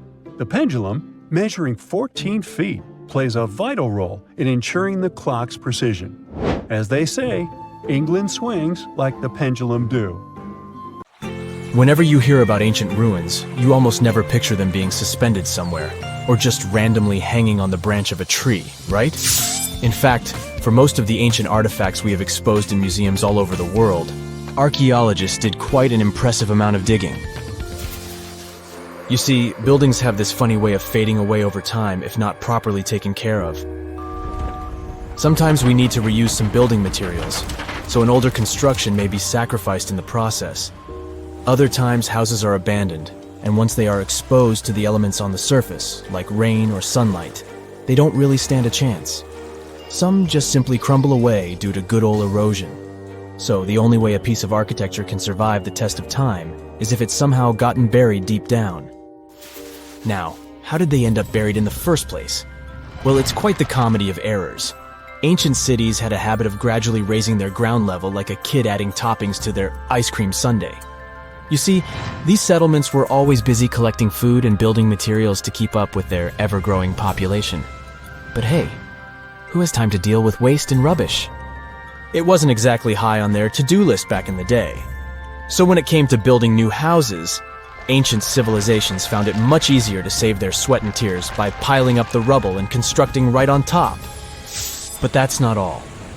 Rivers would also occasionally flood and deposit a layer of sediment on the city floors, further encapsulating those ancient constructions. And in those dry regions like the desert, where the wind likes to show off its sand and dust dance moves, you can bet it was a constant struggle to keep the establishments clean. One hilarious example is the Sphinx, which had its head buried in sand until a group of archaeologists unearthed it in 1817. Some ancient towns eventually got covered up because they were completely abandoned. With less human activity to control their expansion, plant seeds couldn't resist the opportunity and sprouted all over the place. They gobbled up carbon dioxide from the air and grew, adding more and more bulk to the ground. Those cheeky roots even decided to stabilize the soil made from decaying plant matter, creating layers upon layers of earthy goodness. It's like the ultimate DIY project Mother Nature embarked on, with plants as her loyal helpers. The act of digging into the secrets of ancient civilizations is not just about unearthing a lost world. It's also an epic quest to reveal the hidden treasures beneath layers of history. But how do archaeologists know where to dig in the first place? If everything is covered in layers upon layers of sediments, debris, and plant roots, they must have some sort of system they rely on before embarking on a new project, right? For starters, they're not always the ones suggesting an archaeological dig in a certain location. Let me explain. Let's say you're a contractor and you want to build a new fancy apartment complex in your city. Some local legislations have certain requirements before your project can start, though. For instance, before anyone starts building on a piece of land, they might need to bring in specialists to check the soil. These clever folks can be archaeologists, geologists, or paleontologists, and they need to keep an eye on things during development. If any artifacts or ecofacts, fancy word for organic remnants, are discovered, these experts swoop in to excavate and study them. But what about sites that have nothing to do with bulldozers and yellow hats? Archaeologists have more than one trick up their sleeves when it comes to locating ancient hotspots. They dive deep into historic records with a healthy dose of detective work. By sniffing out old documents and maps, they can piece together the puzzle of human activity in a specific area. If a site has been visited before, it's even better. Finding records of past excavations or historical accounts can give archaeologists lots of information on where to continue their treasure hunt. Before archaeologists start swinging their shovels, they engage in a bit of a visual scan mission. Armed with a grid system, they'll stroll around the site, keeping their eyes peeled for any artifacts that might be hiding just beneath the Earth's upper layer. From groundstone tools to historic glass and even ancient garbage dumps, yes, they're also valuable. These keen-eyed explorers can spot signs of human activity faster than most people. If they stumble upon midden soil, fancy term for a garbage dump, they know for sure that humans once called this place home. Archaeologists don't just rely on their trusty shovels, though. They have an arsenal of gadgets to aid in their search for hidden wonders. Geophysical tools are like their secret weapons. Take the resistivity meter, for example. This clever contraption measures the electrical component of the soil and any buried features or artifacts. A buried wall, for instance, will create a different resistivity reading than the surrounding soil. Magnetometers and ground-penetrating radar work in similar ways, showcasing potential hints of ancient treasures in the soil. And who could forget our trusty old friend, the GPS? It helps archaeologists map out precise locations, like a high-tech treasure map, leading them straight to their pot of gold. Care to virtually visit some of the most important archaeological sites in the world? Well, follow me. In the United Kingdom, for instance, you'll find this interesting place called Stonehenge. It's one of many henges scattered around, but this one really takes the cake. Picture this: massive ancient stones standing tall and proud, arranged in a funky outer ring and an inner horseshoe, with some smaller stones thrown in for good measure. And guess what? These amazing stones have been around for over 5,000 years. Talk about a serious case of rock-solid longevity. Now, here's where it gets interesting. According to local folklore, the legendary wizard Merlin whipped out his magic wand and poof! He teleported these massive stones all the way from Ireland. Apparently, some giants had assembled them there, but Merlin decided they would look much better at their new location. Others think it's just the ruined remains of an old Roman spiritual edifice. These amazing structures were built by our Bronze Age ancestors. With their simple tools and limited tech, they managed to create this monumental masterpiece. Impressive, right? Unfortunately, there's still so much we don't know about this area. Stonehenge's initial purpose remains a mystery to this day. Sure, there are lots of theories, but scientists have yet to agree on the subject. However, we do know that it's perfectly aligned to catch the sunrise during the summer and winter solstices. The ancient city of Pompeii is an equally amazing archaeological site. Picture this: Mount Vesuvius, a notorious troublemaker, decided to throw a volcanic tantrum and completely covered this ancient Roman city. It turned it into a time capsule, located outside present-day Naples in Italy. Fast forward to the year 1748, when a bunch of adventurous explorers stumbled upon Pompeii. Lo and behold, they discovered a treasure trove of well-preserved goodies: streets, houses, food. Probably a bit stale by then. Blingy jewelry, fancy sculptures, colorful frescoes, everyday household items, and even animal and human remains. It was like an epic archaeological party. From the looks of it, Pompeii had it all. Fancy houses and villas, a massive 20,000-seat arena, cute little artisan shops, hangouts like taverns. And let's not forget the saucy spots like those luxurious bathhouses for some intense pampering. There's also the Sanctuary of Apollo, where people used to gather for their daily dose of worship. And of course, the bustling heart of the city, the Forum of Pompeii, where all the cool people used to hang out. And guess what? Pompeii is so cool that it made it to UNESCO's World Heritage List back in 1997. That's like the ultimate Hall of Fame for historical awesomeness. It also includes many other famous buildings and sites, like the Taj Mahal in India and the Acropolis of Athens in Greece. Ever since Plato wrote about the allegory of Atlantis, humanity has been fascinated with the possibility of the discovery of a thriving underwater civilization. Fancy joining me on a trip to a few historic underwater sites? Let's see what we can find out about ancient civilizations. The first one on our list is what is being called the underwater Stonehenge. Scientists have recently discovered a mysterious pile of cairns that stretch for miles under the shimmering waters of Lake Constance at the borders of Switzerland, Germany, and Austria. Archaeologists began to explore the site back in 2015, and they haven't been able to understand yet what it was actually used for. What they do know is that there is a 12-mile line of 170 human-made stone cairns under Lake Constance. Scientists say this was most likely the result of a combined work of several villages. The cairn site was probably used for some collective purpose. The formations are huge. Some of them are several dozen feet wide. The most amazing discovery so far is that the site dates back to around 5,500 years ago. Now, what were we humans doing back then? We were living in the prime years of the so-called Stone Age. We were beginning to make artifacts from stone and use them to hunt and eat. Can you imagine what a knife and fork might have looked like back in those days? It's no coincidence that scientists call this site the underwater Stonehenge, though. Both sites are believed to have been built around the same period of time. You see, Stonehenge dates back to around 3,100 BCE. Both sites carry the distinct characteristic of stone monuments built in a circle. Not to mention the fact that scientists also haven't figured out why on earth our early ancestors would feel the need to build a monument such as Stonehenge. Well, the mystery of Lake Constance hasn't been solved yet. Who were the Neolithic people from this area? And for what purpose did they go through such an amount of work and effort to build this huge stone site? Next, we're taking you on a tour of the Ryukyu Islands just off the coast of Japan. You're diving deep down to an archaeological site. But I should warn you, the waters of the Pacific Ocean are far from smooth. It doesn't take long before you see a huge structure, thanks to the sunlight shining down on the seabed. At first, it looks like Machu Picchu's ruins located across the globe in Peru. As you approach the site, you slowly figure out its forms. A pyramid-shaped structure, arches, staircases. It's something that could have easily been a palace or a castle.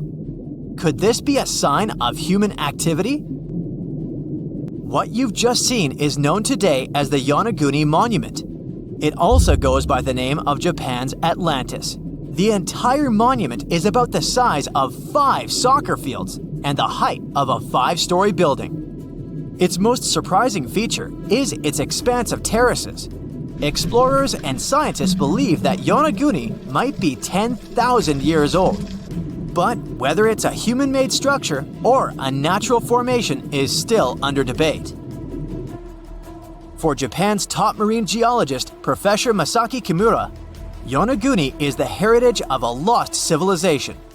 Kimura has dived to the bottom of the ocean to explore the ruins over 100 times over the past 10 years. According to him, there are clear signs of human activity down there. On the monument's surface, there is a triangle-shaped concave that is a historical symbol of water fountains in the region. There's also a giant turtle carved on the eastern side of the structure. And, according to Kimura, turtles have an important cultural meaning. Several pieces of stone tools have been recovered from the site. Their estimated age is around 10,000 years. However, not all scientists support this theory. For many, Yonaguni is the result of thousands of years of erosion. The fact that the monument is composed of one massive rock leads them to believe it's not human-made. The defined edges and flat surfaces resemble a natural formation in Northern Ireland, known as the Giant's Causeway. The basalt columns look like the ruins of a palace, but they're actually the result of volcanic activity in the region. Now, you're flying to the coast of Greece, 4 hours away from Athens. More specifically, you're in the Peloponnese Peninsula. You dust off an old snorkel and head for a free dive on a bright sunny day. Sometime into the dive, you start noticing patterns on a seabed. 13 feet below the surface, outlines of familiar objects start to appear, one by one. As you continue swimming, what looks like the outline of an entire city emerges in front of your eyes. Are you wondering how water could have taken the whole city? Rocks are perfectly aligned into what appears to be the foundation of a building. This is Pavlo Petri, an ancient city you've probably heard about for the first time. It was discovered by Nicholas Fleming, a British oceanographer, when he was on vacation in Greece. He had heard rumors about Pavlo Petri's existence and indeed found several artifacts on the seafloor. He went back to the area a year later with the team. They found a site filled with pots, storage vessels, and tools. A kernstone, for instance, is a tool used for grinding grains and turning them into flour. Multiple amphoras indicate that this settlement dates back to the Bronze Age, 5,500 years ago, when people started living in towns. The settlement is believed to have existed for over 2,400 years. Today, Pavlo Petri is considered the oldest submerged town ever discovered. And what's impressive is that it wasn't a simple village. It was a vibrant port city with stone buildings, a marketplace, streets, and even squares.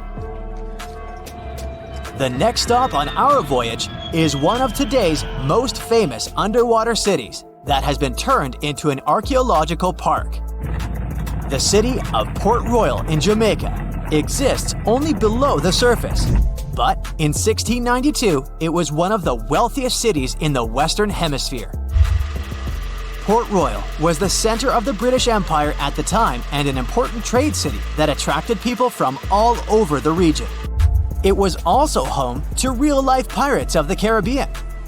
On the morning of June 7, 1692, the people of Port Royal met a different fate than they had probably expected. The city woke up shaking. People were thrown out of their beds by the power of a massive earthquake, ranking 7.5 on a Richter scale. One survivor said he had seen Earth opening up and swallowing the whole town. What he said could be true, as the city was mainly built on sand. The ground swallowed buildings, roads, you name it.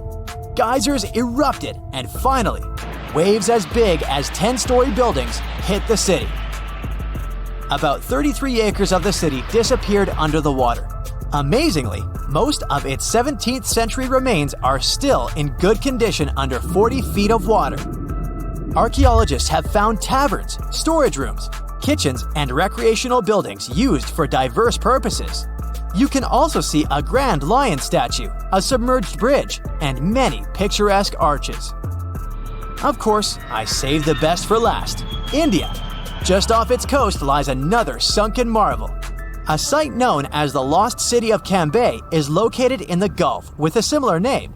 It remained undiscovered until 2001, when the National Institute of Ocean Technology made a routine water assessment.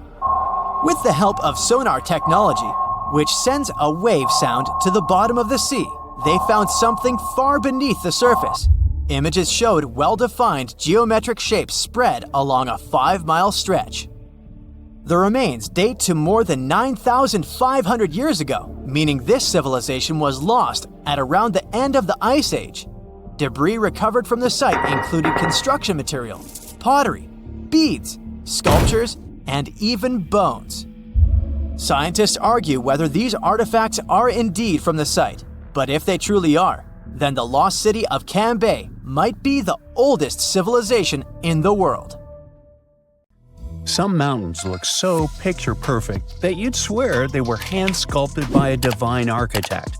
And the thing is, you're not that wrong if you think so. Wait, did someone really build mountains? Hidden deep in the Amazon rainforest, there's a bizarre cone-shaped peak that raises that exact question. And halfway across the world, there's a landscape that looks like someone spilled a massive bag of Hershey Kisses across a green field. No, you can't make this stuff up. Get ready to learn what would happen if a Hershey's Kiss and the Road to El Dorado movie had a baby in real life, because we're diving into two of the most mysterious and oddly satisfying natural formations on Earth: Cerro El Cono in Peru and the Chocolate Hills in the Philippines. One might be an ancient lost pyramid, and the other turns into chocolate every year. Well, sort of. Let's start with El Cono. This strange, solitary mountain rises more than 1,300 feet above the treetops in the heart of the Amazon, right near the Peru-Brazil border. Sure, the Amazon is no stranger to mountains. There are impressive ranges, like the Amiri Mountains farther north and the Andes, not in the Amazon per se, but running along Peru's spine. But you see, El Cono is different. For starters, it's completely isolated.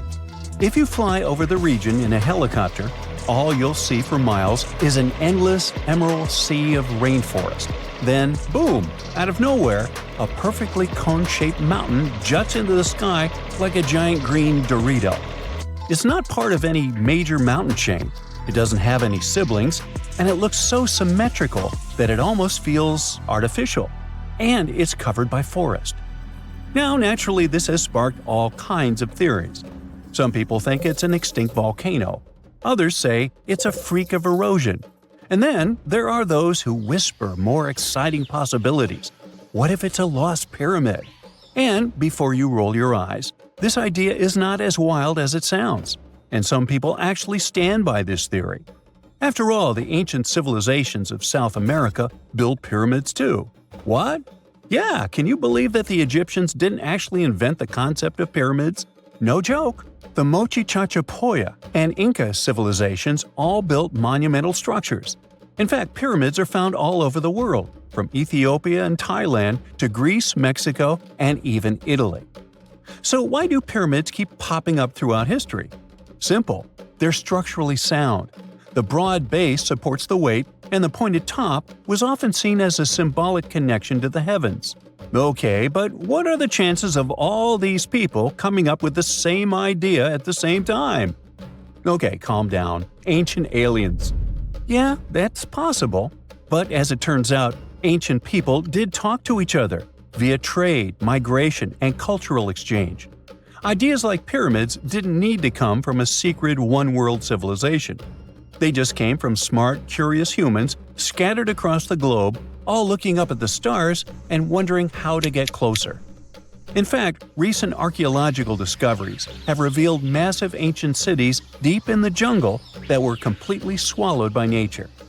In Guatemala, scientists uncovered a lost Maya city with its own pyramid structures. In Mexico, an entire metropolis was found buried beneath forested hills. So yes, humanity can forget an entire city. Take another look at El Cono from the air, and you might start believing it too. Its slopes are smooth. Its symmetry is uncanny. From above, it resembles a colossal step pyramid or ziggurat, cloaked in jungle vines and secrecy. And if someone told you it was the moss-covered remnant of an ancient civilization, you might just nod and say, "Yeah, I see it." Of course, no one's proven anything yet, but the mystery is delicious. Like a myth waiting to be cracked open. At the same time, for people who live nearby, El Cono isn't just a geological curiosity, it's sacred. In Andean cosmology, mountains like El Cono are known as apus, spiritual guardians of the land. These aren't just rocks, they're living beings, protectors, deities. Think Tifiti from Moana, but South American and a little more mysterious. The indigenous tribes in the region still pay their respects to this mountain. treating it not as a tourist attraction, but as a sacred ancestor. And while everyone's busy debating whether El Cono is a mountain or a pyramid, nature's just vibing. The area surrounding El Cono is now part of Sierra del Divisor National Park, created in 2015 to protect one of the richest ecosystems in the Amazon. We're talking about rare plants, hundreds of bird species, many types of monkeys, and endangered animals like jaguars, giant armadillos, and even tapirs, the jungle's adorable pig-elephant hybrid. And yes, there are caves, springs, and even undiscovered ruins hidden deep in the forest around El Cono. So, what is El Cono really? Some geologists think it's likely a volcanic cone based on its shape. That's the official word from UNESCO anyway. Others argue it's a rare example of erosional geomorphology, a fancy way of saying wind, water, and time teamed up to carve a perfect mountain out of the landscape. Like geological origami, shaped by millions of years of natural forces. But the truth is, we don't know. Not for sure. Not yet. Until someone launches a respectful science-based expedition with drones, ground-penetrating radar, and a green light from the local communities, El Cono will keep its secrets. And maybe that's the best part. Sometimes it's mysteries that make the world feel truly magical. Now, let's jump onto a metaphorical plane and head to the Philippines, where the mystery continues and gets a little sweeter. Spread across more than 20 square miles, there are between 1,200 and 1,700, or even more, perfectly shaped hills that look like chocolate kisses. Like seriously. In the dry season, the grass turns brown, and suddenly, it's like someone dropped hundreds of Hershey kisses all over the landscape. Sweet, right? These are the Chocolate Hills, duh. And they're some of the Philippines' most iconic natural wonders. From afar, they look almost too symmetrical, like some alien landscaper came down with a measuring tape and a sense of humor. But how did they get here? Well, according to scientists, the Chocolate Hills are a rare type of karst formation, a term used to describe landscapes formed when slightly acidic rainwater dissolves soft rock like limestone.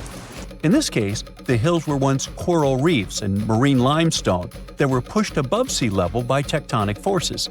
Over time, the exposed rocks got eroded by wind, rain, and underwater rivers, leaving behind this stunning army of symmetrical mounds. It's a geological marvel millions of years in the making. But science isn't the only explanation in town. Local legends are more fun.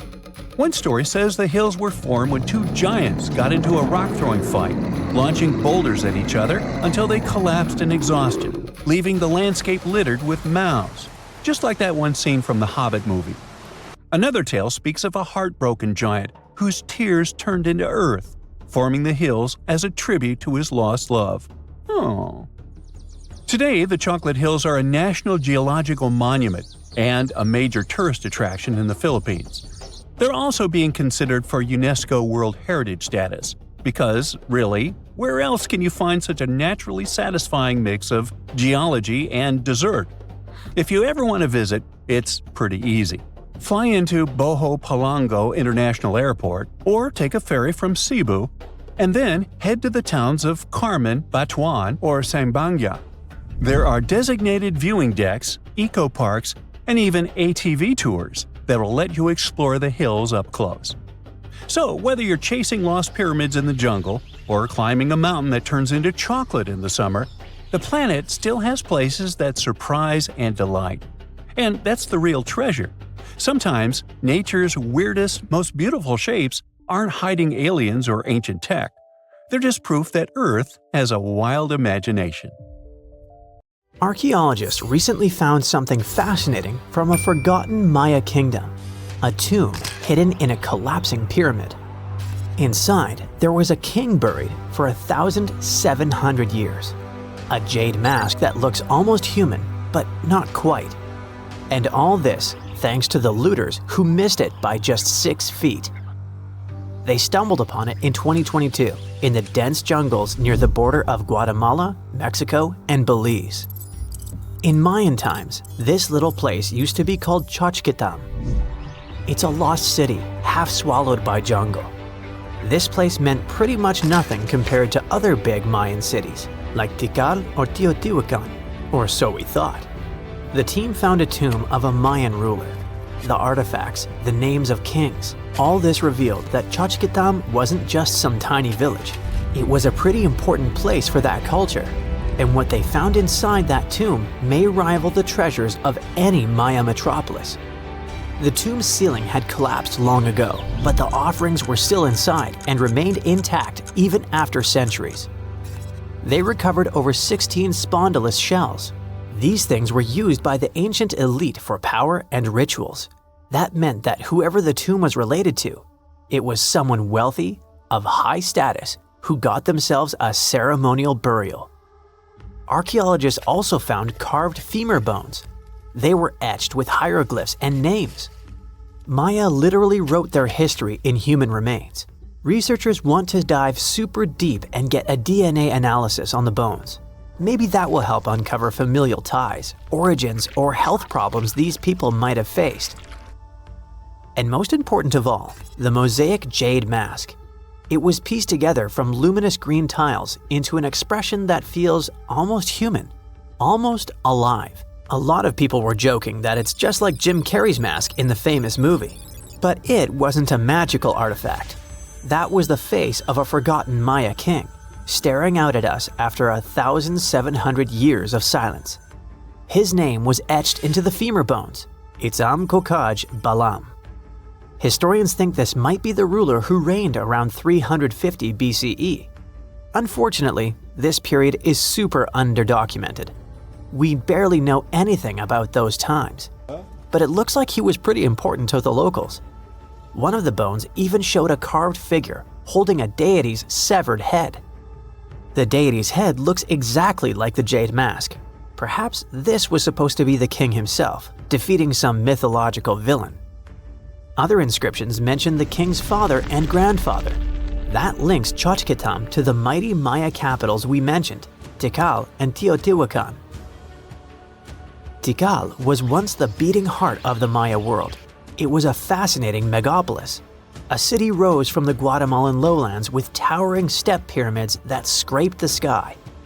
That place was home to tens of thousands of people. It was also a hub of art, astronomy, and culture. The rulers were worshipped almost as living deities. Their deeds were carved into stelae that still stand amid the howler monkeys. Teotihuacan was located even further north. Now that was a mystery of another kind.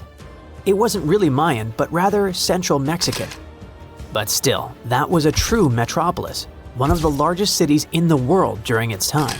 It was most famous for its Avenue of the Dead and colossal structures like the Pyramid of the Sun. It was a rich cultural center that had a worldwide influence. For centuries, both Tikal and Teotihuacan seemed to have completely different cultures. Tikal was a flourishing city-state where people loved reading, astronomy, and beautiful architecture. Teotihuacan was a titanic militaristic superpower. Two big centers of Mexico, separated by 600 miles of jungle and mountains. Compared to these imperial capitals, Xochitlam was a whisper. But it looked like this Itzam guy from the tomb wasn't just a ruler of a random village. He seemed to have political ties in ancient Mesoamerica. The craziest part is that we almost lost this piece of history, all because of the looters. At some point in the past, grave robbers had tunneled dangerously close. They stopped digging just 6.5 feet away from the tomb. That's just like in that meme with the diamonds. Sometimes you stop digging right before you hit it big. But in our case, thank heavens they didn't get there first. That's how close we came to losing a piece of history. In an almost poetic irony, it was the looters' tunnels themselves that led Estrada Belli's team to the site. Archaeologists have been looking around and using the so-called LiDAR technology. That's basically laser beams shot from high above, which help them map the spot. It's like taking X-rays of the jungle floor. And that's when they found the little signs of intrusion. They quickly realized that if someone was digging here, they were probably looking for something important. Without the failing looters, they might have walked past a discovery. In any case, archaeologists want to keep searching. they might even find more chambers buried inside the abandoned pyramid. We just keep finding mysterious things related to the Maya. Recently, buried deep within the ruins of Tikal, archaeologists found a house, and in that house, a limestone altar. It was covered in vibrant murals of red, yellow, and black. What's weird is that this build wasn't made by Maya. It was unmistakably Teotihuacan in style. And just like the tomb from before, it was made about 1,700 years ago. The altar was discovered inside a Maya-era residence known as Group 6DX7. It stood 3.5 by 6 feet right in the center of the home. That was very typical for Teotihuacan traditions. It bore a mural of the storm god that was also a central deity in the Teotihuacan pantheon. But this altar depicted no kings and no rulers. That's very weird. As we said, Maya worshipped and honored their dynasties and political power, putting them pretty much everywhere, like some merch. But instead, this altar worshipped the deities alone, and it did so in the heart of Maya's main capital, Tikal. When archaeologists dived deeper, they saw it as unmistakable proof that Teotihuacanos not only came to Tikal, they thrived there. This house wasn't some trade outpost. People actually lived in it. Teotihuacanos built homes, practiced their rituals, and left their deities behind in this city. And Maya seemed to be chill about that. Researchers think this was a home for some elite people from Teotihuacan, or maybe it belonged to Mayans who practiced Teotihuacano culture and deeply respected it. But it might be something darker than a simple, friendly multiculturalism. The two cities weren't in the best relationship. There was some tension, maybe even surveillance. The house and the altar were probably built around 300 to 400 BCE. That was a period when Tikal was rising in power. This might have caught the attention of the mighty empire to the north. It's almost as if Mayans poked the beast. By 400 to 450 BCE, that attention may have become something sinister. The altar could have actually been the symbol of domination. Had the Maya of Tikal truly welcomed their guests, or did they come here and bluntly started building foreign altars in sacred spaces? Did Teotihuacan use this as some kind of soft invasion? In that case, it would make sense for Mayans to destroy that place or vandalize it somehow. Mayans regularly buried their buildings and rebuilt on top of them. But for some reason, this altar remained untouched. Mayans found it and buried it with the surrounding buildings as they were. No vandalism, no destruction, no rebuilding even. Looks like they had some complicated feelings about Teotihuacans. It was a time when cultures clashed, fused, overlapped, and possibly spied on each other. Perhaps one day we'll learn more about what really happened among these ancient civilizations. That's it for today. So hey, if you pacified your curiosity, then give the video a like and share it with your friends. Or if you want more, just click on these videos and stay on the bright side.